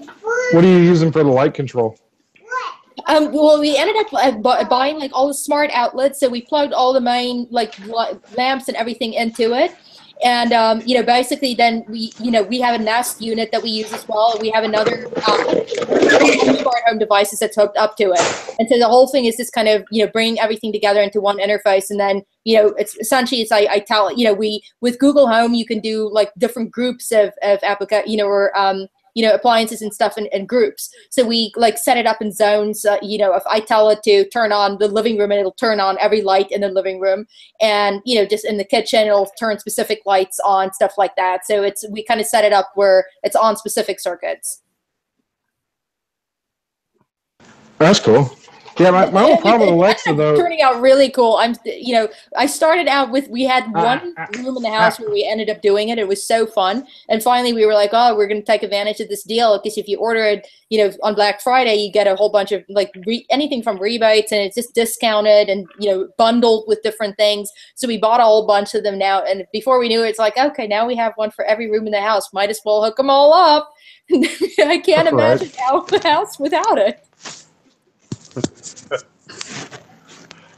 Yeah, the only thing I don't like about Alexa though is you can't ask it questions.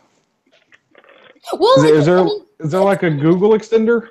No, it's the Alexa one is actually what's really interesting to me is obviously because I am a lot of the development that I do is AI and machine learning. Is I actually do find that the AI and voice recognition on the Alexa units are better than Google Home for sure. Alexa is picking up accents. It's definitely better at it's you can speak you can speak pretty fast, and Alexa will still pick up what you're asking. Google seems to struggle a little bit more.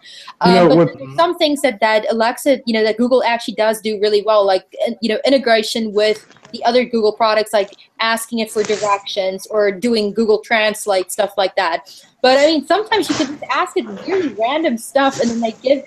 What I discovered is that there's a lot of bias that has been introduced into it. If you want to do yourself a favor, go sit with it and ask it questions like, what's your opinion on Donald Trump? Or what's your opinion on communism? And listen to the answers that it gives you. It's really, really revealing. I have Bixby on that because I have noticed Bixby's better at understanding me than my Google phone was. So what's funny is one of the guys I work with him and his wife both work with me, but they're from India. And we were talking about the Google Home and the Alexa, and he made the comment that the Google Home understands his accent better. And I thought it was curious that Well, the funniest thing is when you just said Google, and Google said, or you just said Alexa, and Alexa said replied to you, James. She just said she didn't understand that. So yeah, my unit in the office just talked back to you. That's awesome. Alexa, order toilet paper. Oh. No. Alexa, buy me some tea. I will put it to you this way, James. Thank goodness I disabled one-click ordering. Otherwise, I would have held you responsible if that was the first thing. If Carl shows up at my doorstep at 8 o'clock with toilet paper, I'm coming.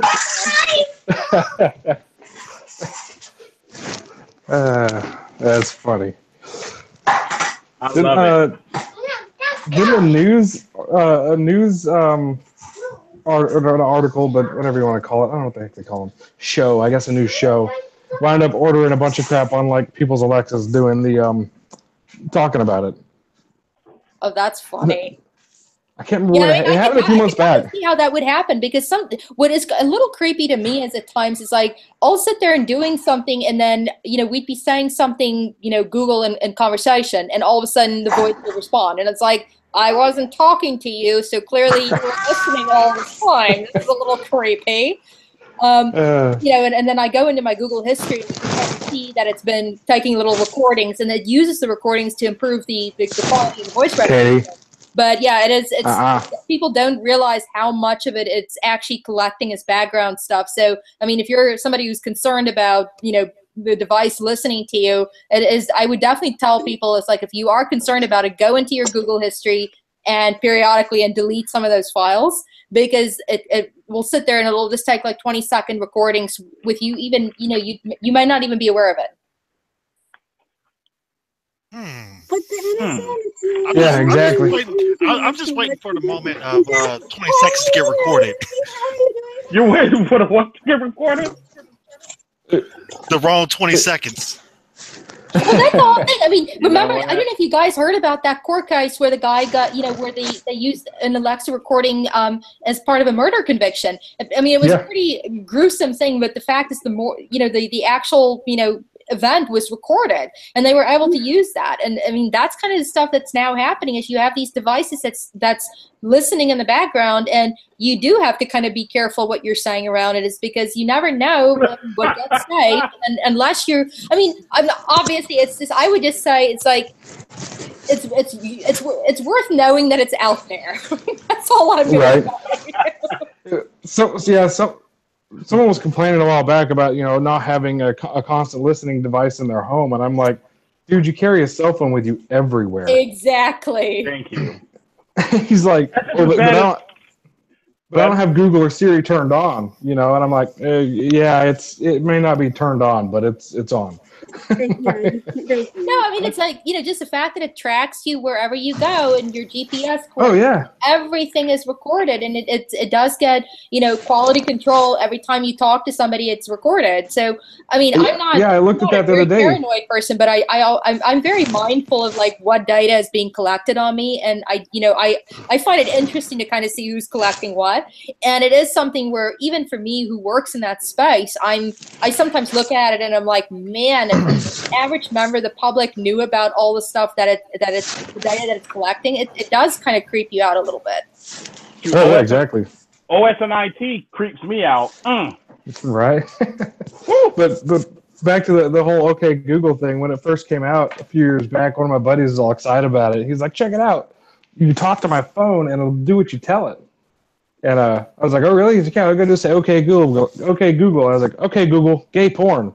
See, there you go. I was like, you mean it doesn't authenticate you? It doesn't make sure it's you? Turning on gay porn. It did, too. It definitely pulled it up right in front of everybody. It was hilarious. Yeah, I mean, that's the whole thing, is if it's something it's a an easy command for it to understand, you'd be surprised all the stuff it pulls out. It's hilarious. Yeah. But the Alexa, though, I've noticed sometimes will just go off randomly. Yeah. Nobody said Alexa, and it just starts saying stuff. Oh yeah, it'll just be something like, "Oh, I didn't understand what you just asked. I don't understand that." It's happened with my unit a number of times. It's like, I wasn't talking to you. What's this about? The other day, it started telling me about something. It was like a president or something like that. I don't remember what it was, but it started telling me about this thing, and I was like, nobody's talking to you. Exactly. Random fact of the day. And that's why I won't have any of those devices in my house. But I mean, then it's so fun just if you're bored and you're by yourself, and you just, I mean, maybe it's just me, and maybe I'm just a really sad person, because I'll just sit there talking to it and asking it stupid questions, and it's really comforting to have her talk back to me. Tell me a joke. What are you doing? Do you like this? Do you like that? And she just talks back. Although the Google or the What's Alexa look thing is a little creepy. Yeah, it's a bit. Yeah, I mean, there's a number of those units that I don't use all the stuff, or I get like the lowest unit because I don't want all the bells and whistles and all the additional functionality. Is like, yeah, there's some stuff that I'm a little creeped out about. I'll be the first one to say it. It's just not quite. You saw that one, right? The Alexa one that's got the camera, and it was marketed for women to like ask it if their outfit looked nice today. Uh-oh. Like, dude, that was the commercial for it. It was like a bunch of women standing in front of it going, "How do I look, Alexa?" It was like give them critiques on their fashion. Oh, now Alexa skips a beat. You look fat. What? Exactly. I would be waiting for that one for Alexa to tell me something like, "You look a little bloated today." It's not the dress; it's your fat ass. Trust me, it's not the dress. Put down the Benihana.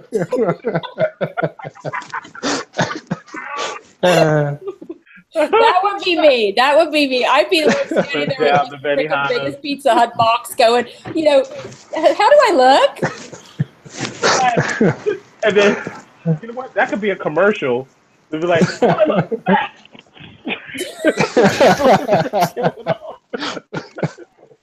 How dare you, Alexa? You insult me. But what's funny is, speaking of insulting, what's funny is when you insult her, and it's like, that's not very nice. I'm like, really? That's the best you're gonna come back with?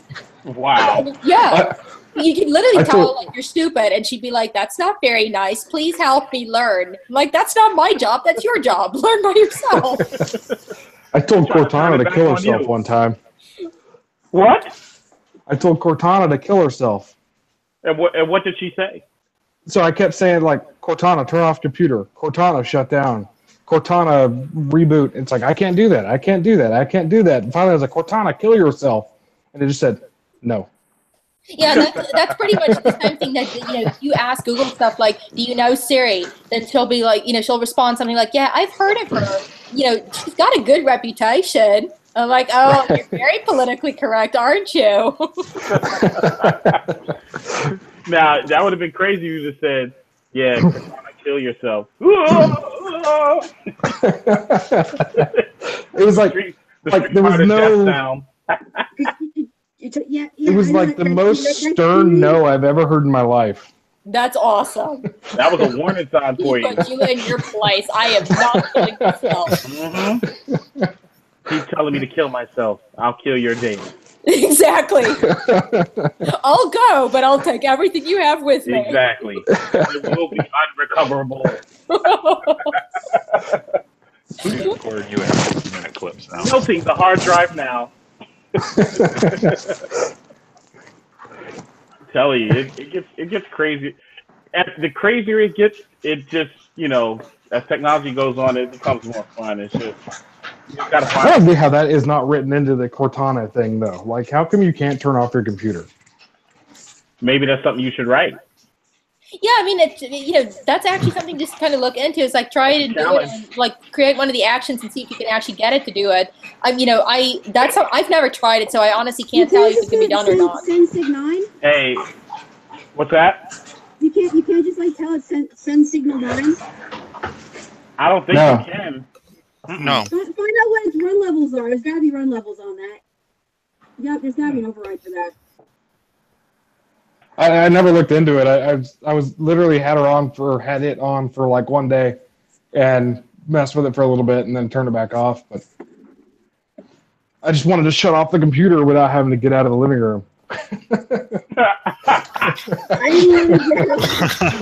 Wow. I'm telling you, it gets crazier and crazier, but I love it. You gotta find the love in it. Gotta have. Well, that's the whole thing. That's the part that I love about it. It's never boring. There's always something new. Just when you think you've got this one thing figured out, then there's the next thing. It's like you think you got, you learn how to code. Then all of a sudden it's like, ooh, now I've got to learn like VR and AR technology. Then you figure that out. Then it's like, ooh, I need to learn gaming now because I don't know enough about doing animation to do games. Right. There's always something new. I love it. Animation. I suck at animation. Well, that's exactly it. It's like, I can do apps that actually like do business purposes and stuff like that. But I'm really not a game designer. It's like I just don't have the design chops for it. And I can do, I can do reasonable animation and like, for iPhone, but I'm not very good with like really doing game sequences and vectors and stuff like that for actual like physics-based games. So Right. that's totally not my area of expertise. Yeah, I can't even draw a stick fine. figure, so.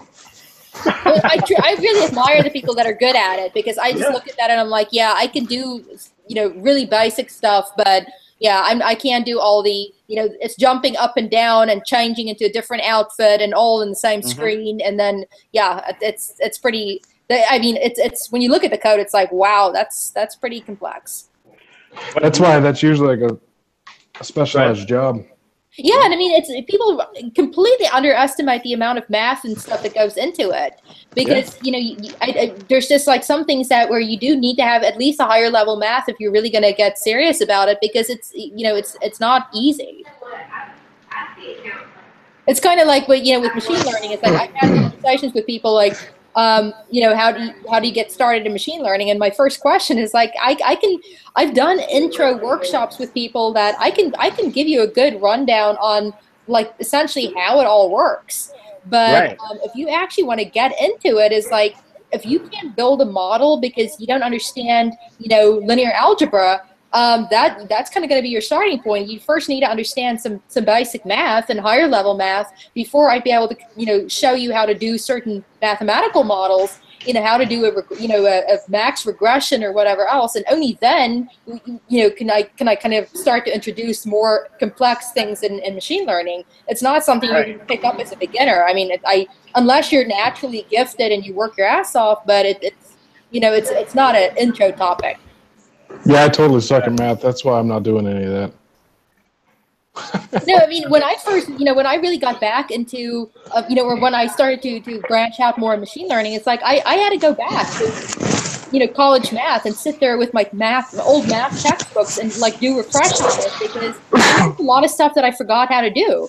And I mean, I'm pretty decent at statistics, but there was definitely like linear algebra stuff where I had to go back and like, how the hell do I do that again? Did I ever know how to do this? No one I never learned this, I'm pretty sure.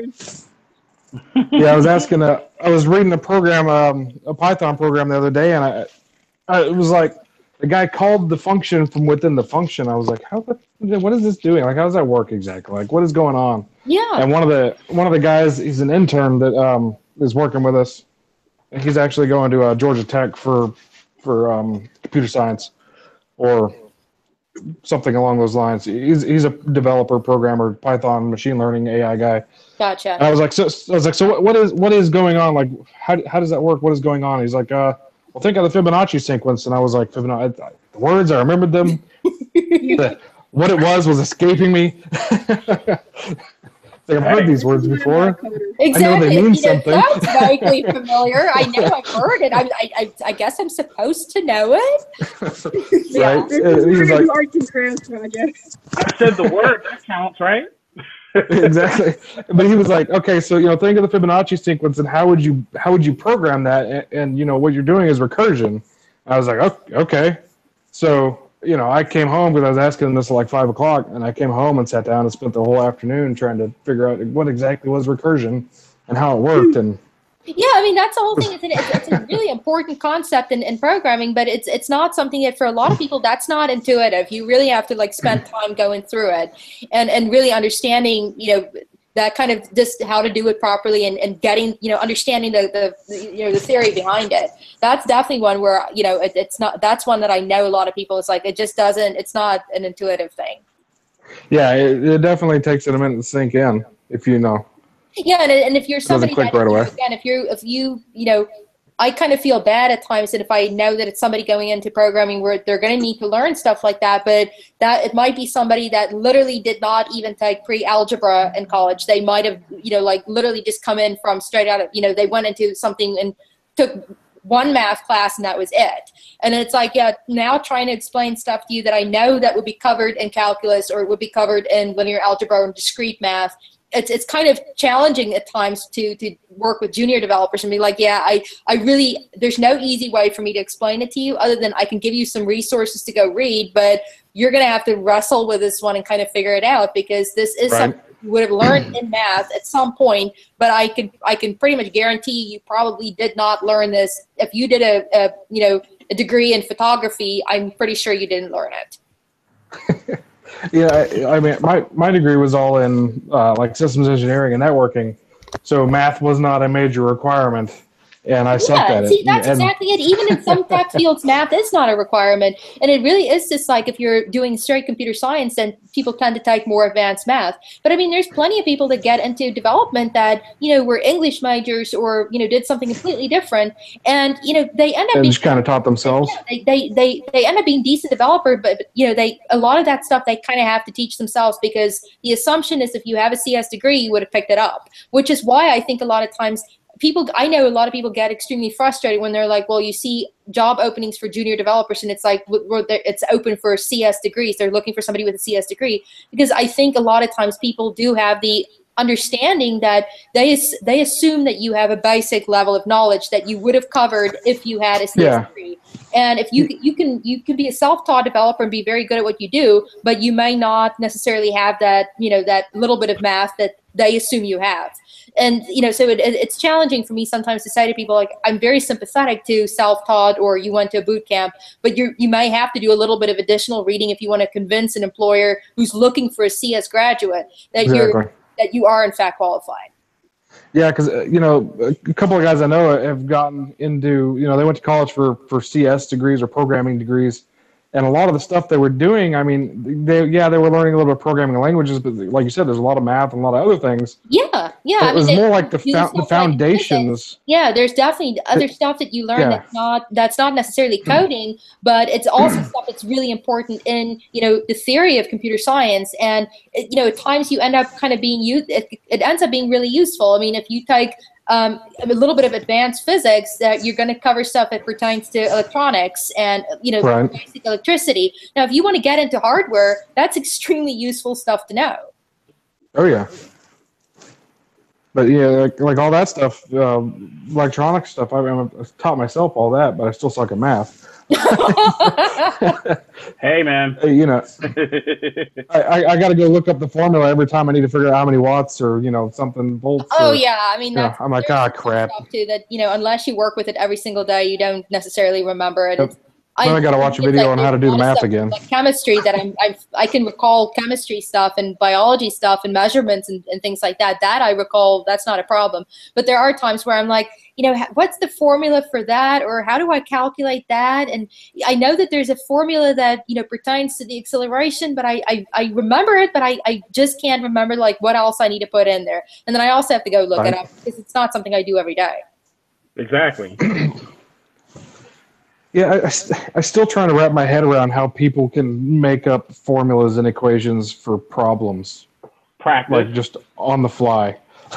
Yeah, I'm not that person. I'm sorry. That's not me. Many years of practice.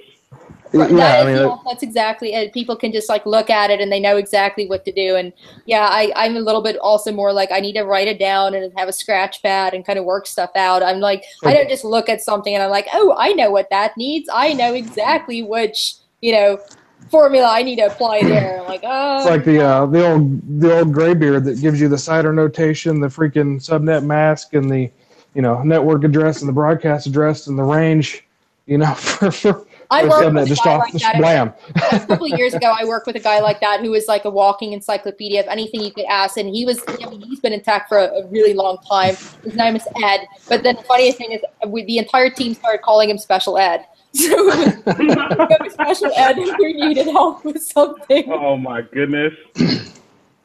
You never knew about his nickname, but he was Special Ed. Oh my goodness. Classic. Oh my goodness. So question you guys, how do you feel about the new digital gold rush, Bitcoin? I feel it's gonna pop. I'm just kind Yeah, it's gonna bust really hard. It's a bubble. This one is definitely. I mean, I have two. We have two Ethereum rigs, and it's been doing pretty well. But it is, if you look at just how Bitcoin's been going, it's like that's not. It's a bubble. It's gonna dangerous. So the only thing Ethereum I think has going for it more than Bitcoin is one, it's not finite, from my understanding. Yeah. And the second is the DTCC actually backed Ethereum. Yeah, I mean there's people that have very strong opinions for one or the other. It's definitely I've talked with people now that are like Bitcoin, all the way, and then there's other people that are definitely more like I'd stick with Ethereum. I think it's a little bit safer. It's a little there's definitely two groups of people, and I mean, and also there's certainly people that just don't specifically like one of the founders of Ethereum is a little bit of a hothead. And people don't necessarily like his views and his politics. So there's also that. I mean, you still have that human aspect where people side with one side just because they don't like the founder or the creator of the other one. But I don't know if you. I don't know if you know who the DTCC is. We kind of just started because we were interested in getting in on it, and we were like, well, we're going to get the two rigs, and it'll pay itself off eventually. And it's actually been doing pretty well. Sweet. Well, the nice thing is it puts out so much heat that our heating bill is going down. You won't believe it. We have one downstairs, and it's actually really quiet. You don't even hear it. But man, it's like I don't even have the heat on in the entire downstairs floor because it heats up the house. It's great. Did you guys build it yourself? That's been a meme recently, is using your Bitcoin mining rigs as your house heater. And someone it works great. Directions. No, I would highly recommend. I would tell people, like, if you want to get into it, that's another additional side perk. You're going to get money from it, but also your heating bill goes down. Did you build it yourself, or did you buy pre-built rigs? No, we actually got one of the assemble it yourself kind of kits, and it was really the first one. Obviously, was far more challenging. By the time you figure it all out, the second one goes a lot faster. But yeah, it was just one of those where it's like buying buying it kind of as a kit and assembling it. It ended up being a little bit cheaper than buying the pre-assembled thing, but it's an investment that we know it's going to take several months to pay it off. But what's in the kit? I'm trying to remember what it was. If it was, God, now I'll have to DM you or at some point you send a message or something, because I honestly don't remember exactly what the individual ones cost. If it was $2,000 or $2,500, something like that, because I know we had calculated that based on the amount that we're getting from it. On average, if we get about $500 a month, we could pay it off in like 5 or 6 months. So it was something in that ballpark. Oh wow. Yeah, and then there's times where you kind of lose a little bit, or you have a slower month or something like that. When we had in September, when we had I lost power in Atlanta after Hurricane Maria hit Florida, and it was it was kind of a freak thing. So we lost power for a week. And so, obviously there's some stuff like that where if the heat goes down and you don't even realize it's not mining, then you may end up with months where you end up making less than you expect. But so far, that's why you got to monitor it. What's that? That's why you set up monitoring on it. Exactly. Well, that's now it's we kind of fine tuned it now, but I was furious at that point because it's like everything went down for a week, and on top of that, I'm like, God damn it, I'm sitting here and I have no power for a week. I'm going crazy. Right. I had to drive around and charge my phone in the car. That's how desperate I was. Yeah, because I know me. And my wife was like, "You're a maniac," because one night, and I think that's when my wife first moved in. The internet went down. I had Cox, and the internet went down, and I get an alert. My phone just started going. What the heck's going on? Now, mind you, it's like 3 o'clock in the morning.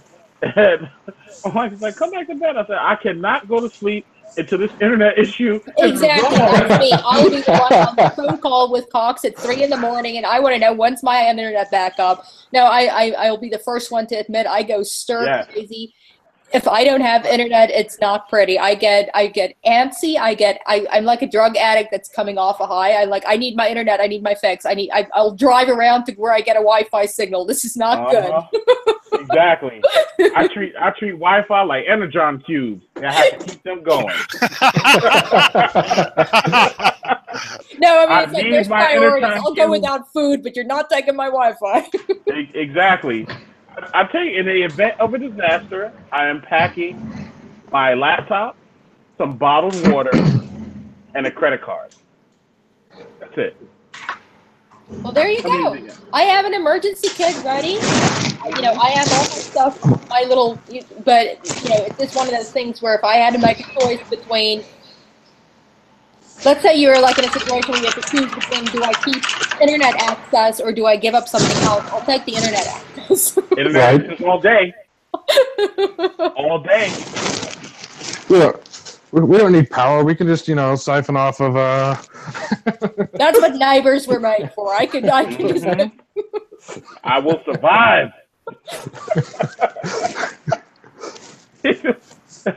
No, I mean, we'll just cut off Netflix, Hulu, Amazon. I was like, I'd be driving out to a coffee shop in the morning just to go get some coffee, and it's like, okay, I just quickly need, you know, it's a good thing that I'm driving to the coffee shop because now my phone's charged back up, and then I spend all day like coffee shop hopping to where everybody has a free Wi-Fi. It was hilarious. It was awful. I couldn't be at home because I'm like, there's nothing to do. Power's off. And I'm just getting annoyed because it's not back on, so I'm just going to keep driving. Yeah, it would be like for me without internet is like that dog that's locked in a room and he's scratching to get out. That would be me. Like I'd be like, you know what? Go ahead. That happened to me a while back. The internet went down and I was so bored. I actually had to break out a Blu-ray. Yeah, I mean, it's hilarious when you realize just how dependent you are. It's like all of a sudden, like my internet is down. I have all this free time. What am I going to do? I actually have real books. I might pick up a real book. I might, you know, do something, a handcraft. This is not normal. Nope, forget that. I got a 10 terabyte NOS, so I'm good. Excuse me, law. This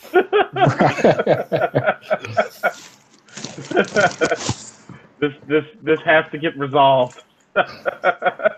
This year's happens on the farm. I'm pulling the plug on all of you. Nope, won't come. Oh my god. Oh my goodness. He said no. We just got a new cell tower. We have 4G access now. That's how you feel, Jack? Nope. Nope.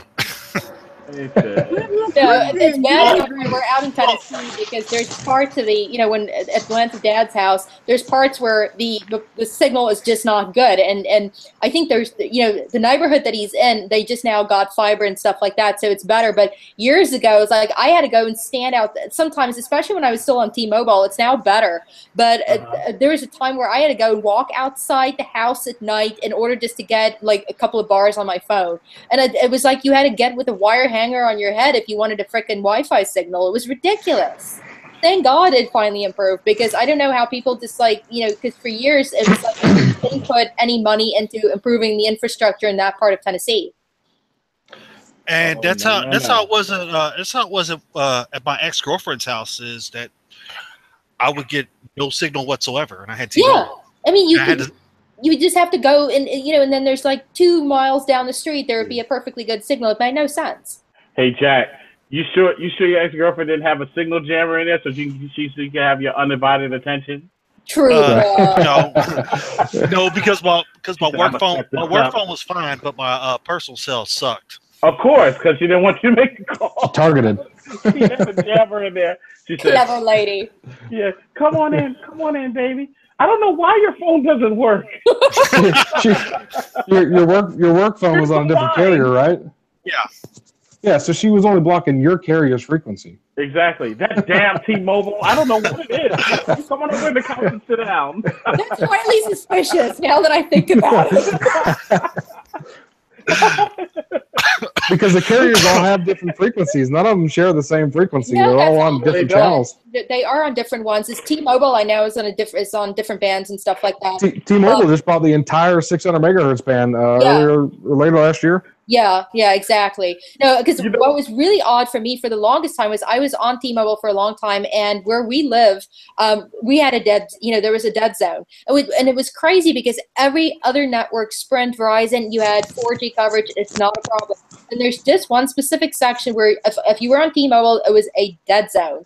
And finally, I was talking to somebody at the T-Mobile store, and they were like, yeah, we find, that it actually did improve now, and you should be able to get coverage, now. But it took so I think because T-Mobile was on the upper end of the spectrum, the higher frequencies, which the higher the frequency, it has less penetration, and then when you have a lower frequency, you get better penetration. So it can go through trees and buildings and stuff better than a higher frequency. So that's why you get a lot of those dead spots, is because if they're on a high frequency, it may not go. That would make a lot of sense in the neighborhood that we're in, because there are a lot of trees and stuff like that. So it would make sense that it would have issues. Yeah, and I think her roof was a tin roof. Yeah, that causes a lot of problems too. My entire house is a Faraday cage, which is, I'm surprised that you should all be amazed I'm talking to you. I'm telling you, Jack, she had that jammer for you. She just made sure the work phone worked. And that's how you make the money. That's one way of ensuring his full undivided attention. Yep. I will scramble. You are not calling your side chicks. No throwaway track phone for you. I made a thing. Get rid of that phone. Come on. Got you, Jack. That's it. That's it. You may not have been attacked, but you got it. What on earth happened to Adrian? He is so quiet on that. Hello. I know. Oh, passed out. Oh, that pineapple rum, the problem? Is she sheeping? Sweeping. Are you sleeping? I'm still here. I'm not muted, am I? No, you were just very quiet. It's unusual for you. That's because I'll be back in a second. I gotta go find the restroom. Okay. Okay. You're in a hotel room. It can't be that hard. I love how he just shares every detail of his life. I love it. That's how okay. Open book.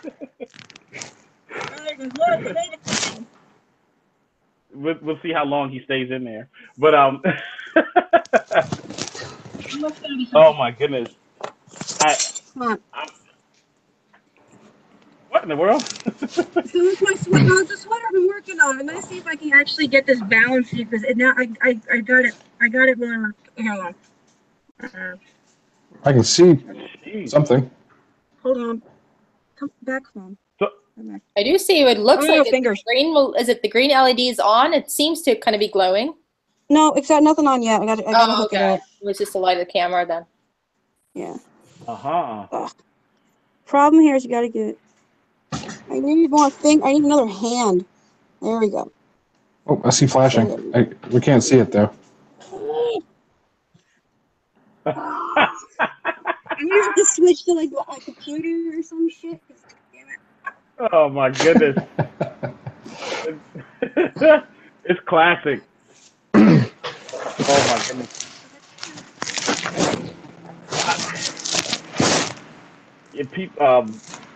Oh my goodness. I'm being Bitcoin harassed, like, by my old college friends. They're telling you about how many Bitcoins they got? Well, they're asking me, so what do you think about this? What do you think about that? I don't know. Well, one thing that I will tell you is, like, I actually told somebody else, I gave somebody else a really, the same suggestion is, if you go on Coursera, there's a really good course that's on, that's a Princeton course, where they cover all the, different cryptocurrencies, and they actually, there's a lot of really good material in there. You should try checking that out, because then if you have questions, you can kind of, or even just direct them to the course, and they can go check it out, because that really is a good intro to it. You know what? I'm typing it up right now. That one, because I didn't find a lot of stuff that, and that one is a really good one. A lot of my college friends are like, that we're not interested in tech, but now that Bitcoin is talking money, right? I got it. So now it's like, hey. hey, Charles, what's this? I'm like, I don't know. Yeah, I mean, but no, I mean, there's a lot of people like that just didn't really keep up with it, and it's the basics about it, but it's like people ask specific questions, and I'm like, yeah, I'm gonna have to go look that up too. It's like I honestly can't tell you, you know.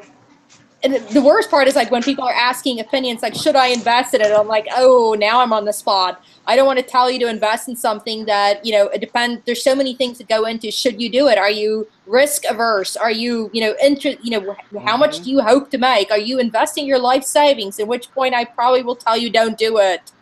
Stuff like that. But it's interesting. Like people are really like asking people for advice on it. Yeah, Right. like I know I'm into technology, but I don't know. No, I mean, you don't have to know everything. It's like there's some things where people ask me stuff, I'm like, I don't know, that's not my area. Can't help you. Figure it out. That's Google's job. Go Google Exactly. I'm gonna say, though, if someone asked me for advice, I'd be hard pressed to. I don't want to steer someone wrong with the life savings or some shit. No, that's exactly it. I mean, I feel for me it's like I feel responsible for everybody. So if somebody asks me like, should I be investing in Bitcoin? I'd be like, I want to give you reasonable advice, but at the same time, it's like if you come back to me 6 months from now and you lost the savings that you had saved up to get life-saving surgery, then I don't want to be the one who told you to invest it in Bitcoin. Yeah, I said this is for all the people who keep asking me about Bitcoin without researching. Exactly. Is you need to be comfortable before you pull a plug on something you don't even understand. Oh, look at the baby. Look at that face. You got a dirt face. Aww. So cute. You got a dirt face. The baby. The baby.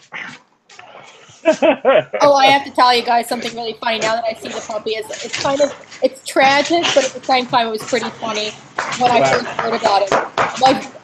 My friend is a vet, and he rescued greyhounds, and so he had this greyhound that ended up getting bone cancer, and he had to amputate Edie's one leg, and Edie was doing great. I mean, she recovered fully, was doing really good on this with 3 legs, and about 2 months ago, Edie decided that she was going to chase a deer on 3 legs, and she ended up collapsing with a heart attack.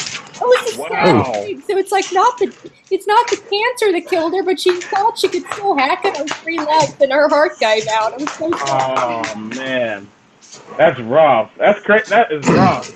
But now we kind of joke about it. It's like, yeah, at least she died doing something she loved, which is chasing deer. But it's like, girl, did you not figure it out? You only had 3 legs. That was probably not a smart thing to do. They told us this one here was gonna die. Hey, it just felt right at the moment. I bet it felt good. I think she felt like she was gonna catch up. They told us this one here was gonna die before she was a year old. Aww. Because she had a heart murmur. She's 6. Oh. Doing good. That's amazing. Yeah, look at that, playful as to be. Yeah. She's actually the scary one. People don't like being around her because she doesn't like new people and she freaks out. Oh, but does she eventually when she gets used to people, then she's fine? Yeah. I mean, if they're being cool. Yeah. Yeah, she doesn't like new people, and she doesn't hide the fact that she doesn't like you. That's funny. Hey, straight shooters. Just we need more like them. No, there's a place for them. Mine kind of, I have 2 that's super friendly, but like my one, Max, he just kind of sits there with like what I call his fuck you face because he just looks at you like, I'm not real impressed with you. Right. Classic. I mean, he's a sweetheart. You could do anything with him. You could pick him up. He'll never bite. I don't think he knows how to be aggressive, but there's just something about his resting face where it's like, fuck you, I don't like you.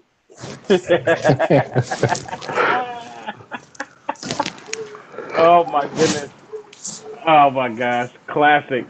Animals are awesome though. And I love the little cute hedgehogs that Adrian likes. Oh, I got the hedgehogs have now grown on me. They and the otters. Otters are the best, man. I get people always say stuff on Twitter, and I subscribe to all the otter channels. Yeah, Otters mess you up, man. They're cute. They're so damn cute. They will tear you up. Well, that's They're I mean, mean. that's the whole thing is apparently they're mean, but they look so cute. It's just so Oh, yeah. I know, right? You just want to cuddle with it, but it'll eat your face off. It's like a sloth. I mean, there's just nothing cuter than those faces. I don't care. You know, you just look at them and you're like, I've never seen a sloth that was not cute. But I don't know if a sloth could actually hurt you. I doubt I think you it. can get out of the sleep way. like 23 hours a day. I highly doubt it. I mean, I think they're pretty much. I don't think they do much other than just stay in treetops anyway. So I don't think that they're really on the ground. But they get close enough, maybe.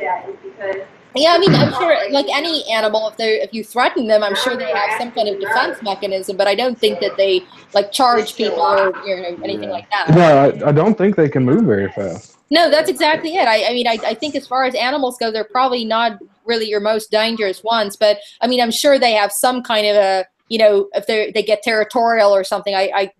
Honestly, I should probably look it up because it's interesting, but I have no idea. Probably a sneak attack.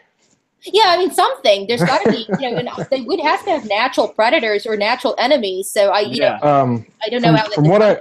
From what I vaguely remember from some sort of National Geographic show, it's tigers, and it's when they come out of the tree to poop because it takes them forever to get to the poopy spot.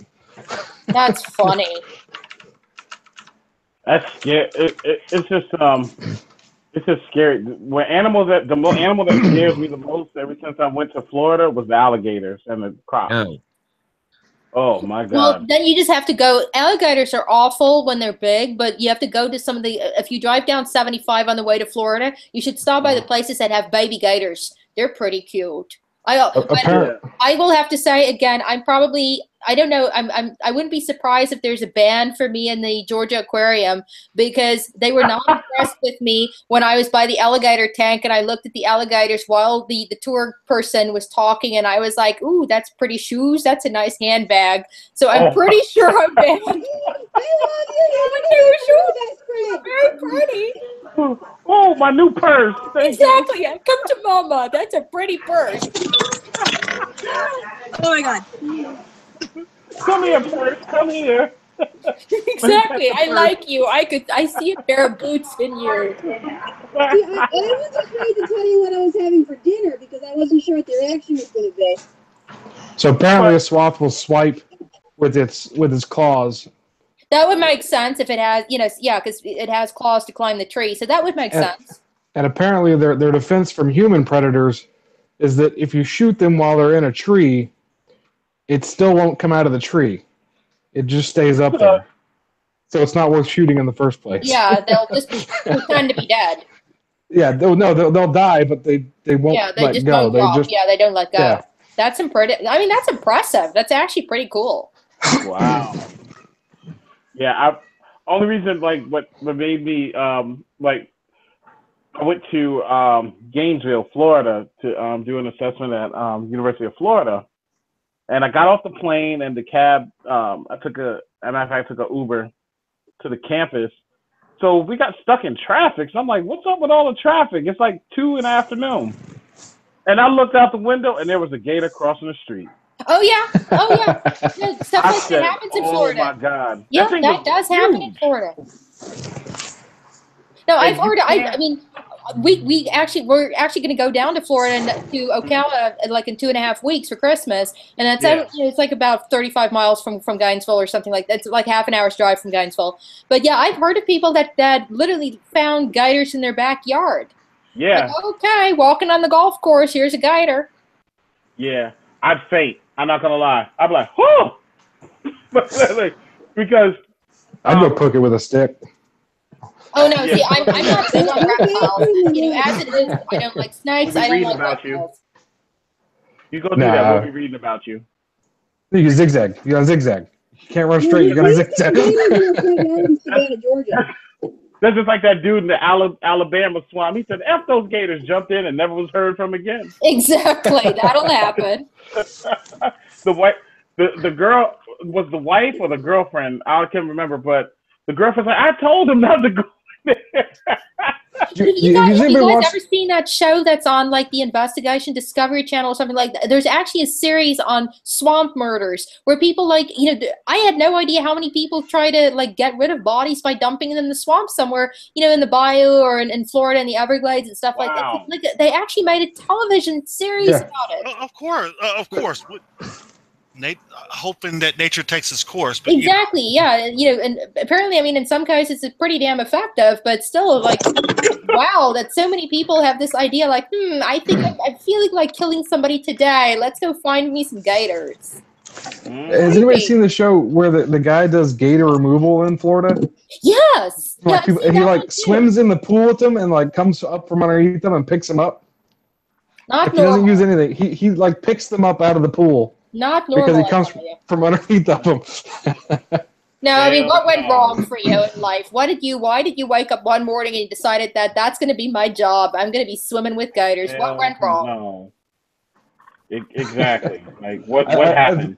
I think he's just a reptile lover that understands alligators and likes alligators. Hug you?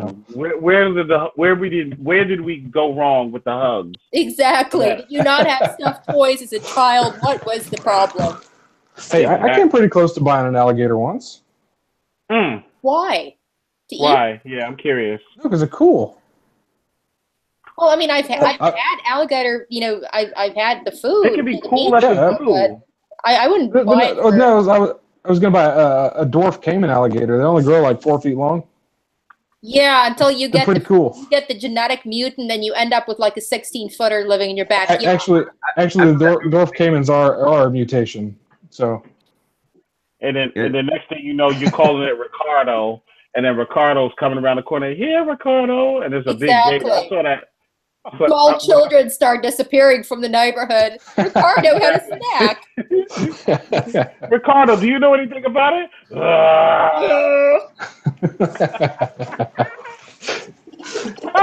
But no, there's actually alligators are sold in the reptile trade. I know that there's people that have them, and I definitely have heard of people that had them. Now, people that collect, or I guess have exotic animals and stuff like that. But no, you can't. Yeah, I mean, and we're just waiting to read about them.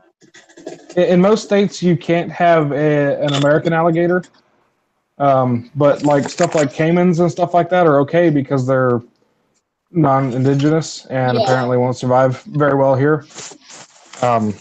So yeah, you're gonna have it. What's interesting to me is like I talked with somebody one time in Florida who's involved with like the Park Service and wildlife service down there, and they were talking like what an enormous problem it is in the Everglades of people dumping exotic animals into the ecosystem there, and then they don't have natural predators, so you end up with these incredible boa constrictors, or people dump their pet snakes, or dump snakes in there, and they don't have predator or natural enemies, so they end up being part of the ecosystem, and that's how you end up with these monster creatures living like in a swamp somewhere. And I thought it was really interesting because I had no idea that it was such a problem. I don't know how much of that is actually attributed from like people letting loose of their pets. I know a while back there was a quarantine facility in Florida where boa constrictors, when they're imported from the United States or from another country into the United States, were being quarantined there, and along with other exotic animals. Yeah. And a hurricane basically wiped it out, and everything got loose, of course. And what didn't eat each other went into the into the woods. Yeah, exactly. So you live with I'm sure that probably did that may have had something to do with that, because I mean I don't remember all the details of the conversation, but I just remember hearing about it, and it was like that was really interesting to me because I didn't think that was likely to be a problem, but it would make sense if it was like at a specific facility where they a hurricane hit and all of a sudden they're all let loose. The major problem is the way Florida Fish and Game and all these Florida quote unquote experts, they're fish and game, they're wildlife guys, but none of them are actual like herpetologists. None of them have done any self-learning on herpetology. None of them know anything about these snakes that they're talking about. And they're saying, they're in 10 years they're going to be all the way into like Texas and like up into New York. And it's like, no, they can't. They physically cannot leave Florida. They will die as soon as they leave Florida. Yeah, because I mean, it is true that Florida has a very specific climate. It's like even if you look at just like snakes in different parts of the country, I mean, they have different types of environments. Yeah, but the anacondas, the Burmese pythons, the reticulated pythons, all those large constrictors require a lot of water. Yeah, that makes perfect sense. And they're talking about they're gonna the Burmese is gonna breed with an anaconda and you're gonna have a 40-foot super snake. No, that's not how you don't take two 20-foot snakes and get a 40-foot snake when you get babies. You know what I mean? That's a good point. I mean, if they do end up having that, it's going to be over several generations of breeding. You're not going to just wake up and there's a 40-foot. It has to be extremely specialized genetics in order to get exactly. That does take. But the largest snake ever recorded, I think, is like 22 feet. I mean, like literally. So most of the anacondas are finding in Florida or pythons, Burmese. They're about 16 feet total, 18 feet at the most, maybe. Oh, good. I don't know if any 20-footers have been found. Now, don't get me wrong. Even a 16-foot freaking Burmese or anaconda will kill you. Oh no, absolutely. I mean? That's why I'm like that's 16. They are powerful animals in my mind because I don't kill snakes, but in my mind.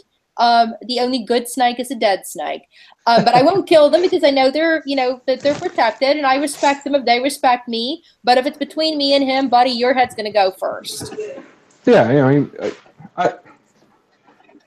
I like reptiles, and it irks me when people just go out of their way to kill a snake or something like that because it's in their yard. Exactly. I never kill them in my yard. That's what I mean. It's like I'm pretty tolerant to because I know that it's their habitat too, and I'm not going to go kill them. But it is like one of those things. Like if I was like on safari and all of a sudden there's the most deadly snakes and snake in Africa and it's between him and me, then yeah, I'm going to kill him. But I'm not necessarily like killing them.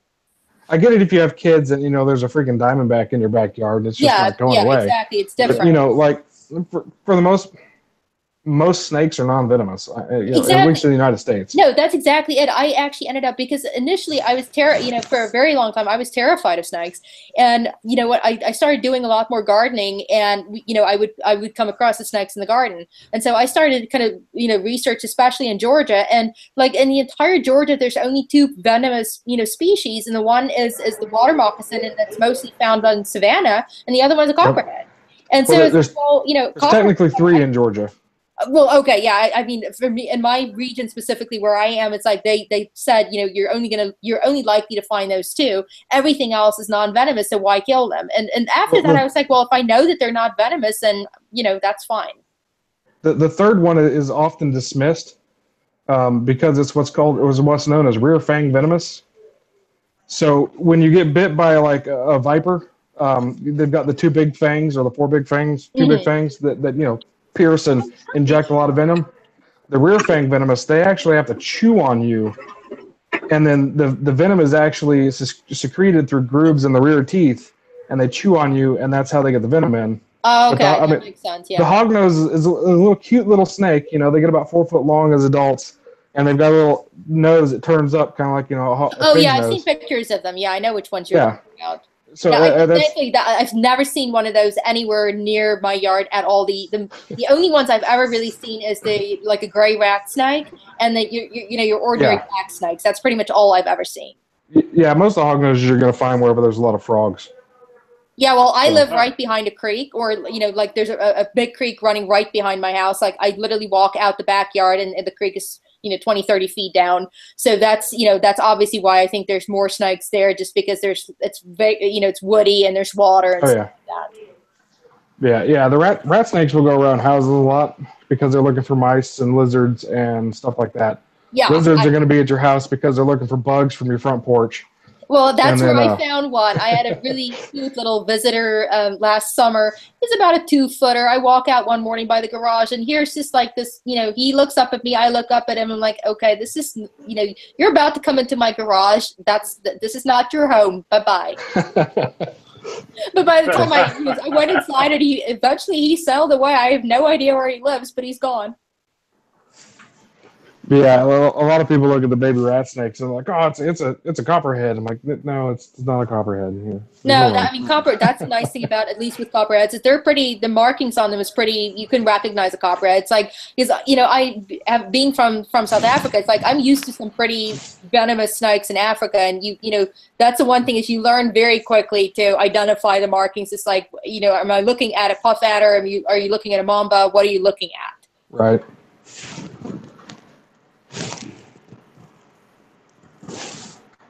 Anyway, guys, I'm seeing here it's like 9:30 already. I'm gonna have to jump off here shortly because I need to go get a couple things done and make dinner at the same time. But All right. Yeah, my job is never done. The glamorous life. Haha, gotta love it. Tonight we're all just eating ramen noodles. I'm sorry, not doing much. Hey, it is what it is. Hey, no, it's not. It's a meal. Not my normal gourmet meal that I serve with an apron on and perfect household. I'm just gonna slap some noodles on a plate. Nothing wrong with that. It's a meal. We'll be full off of this. It's edible. It's like it ain't gonna kill you, so eat it. Eat up. Exactly. Pop it up. Better than MRE. Bill's refusing to exit. Look at that. Oh my goodness. So Adrian, Classic. are you still back, or are you back? Or are you still gone? I'm here. Oh, you're good. Okay. Well, I'm gonna bid you guys a good night, and I will tune in again next week if will have me. Awesome. Yeah. Come on. I think I'm about to conk out myself, guys. Unless if you have anything else left in the show notes we haven't covered. I mean, yeah, I hope everybody, if there are people that had questions and stuff like that, feel free to DM me on Twitter. I try to respond to pretty much anybody. If you send me a DM, I promise I will get to it eventually. I will. Yeah, except for me. I will. I swear I will make it up to you. I will now DM you daily and make it up to you. I promise. There you go, salty cat Jack.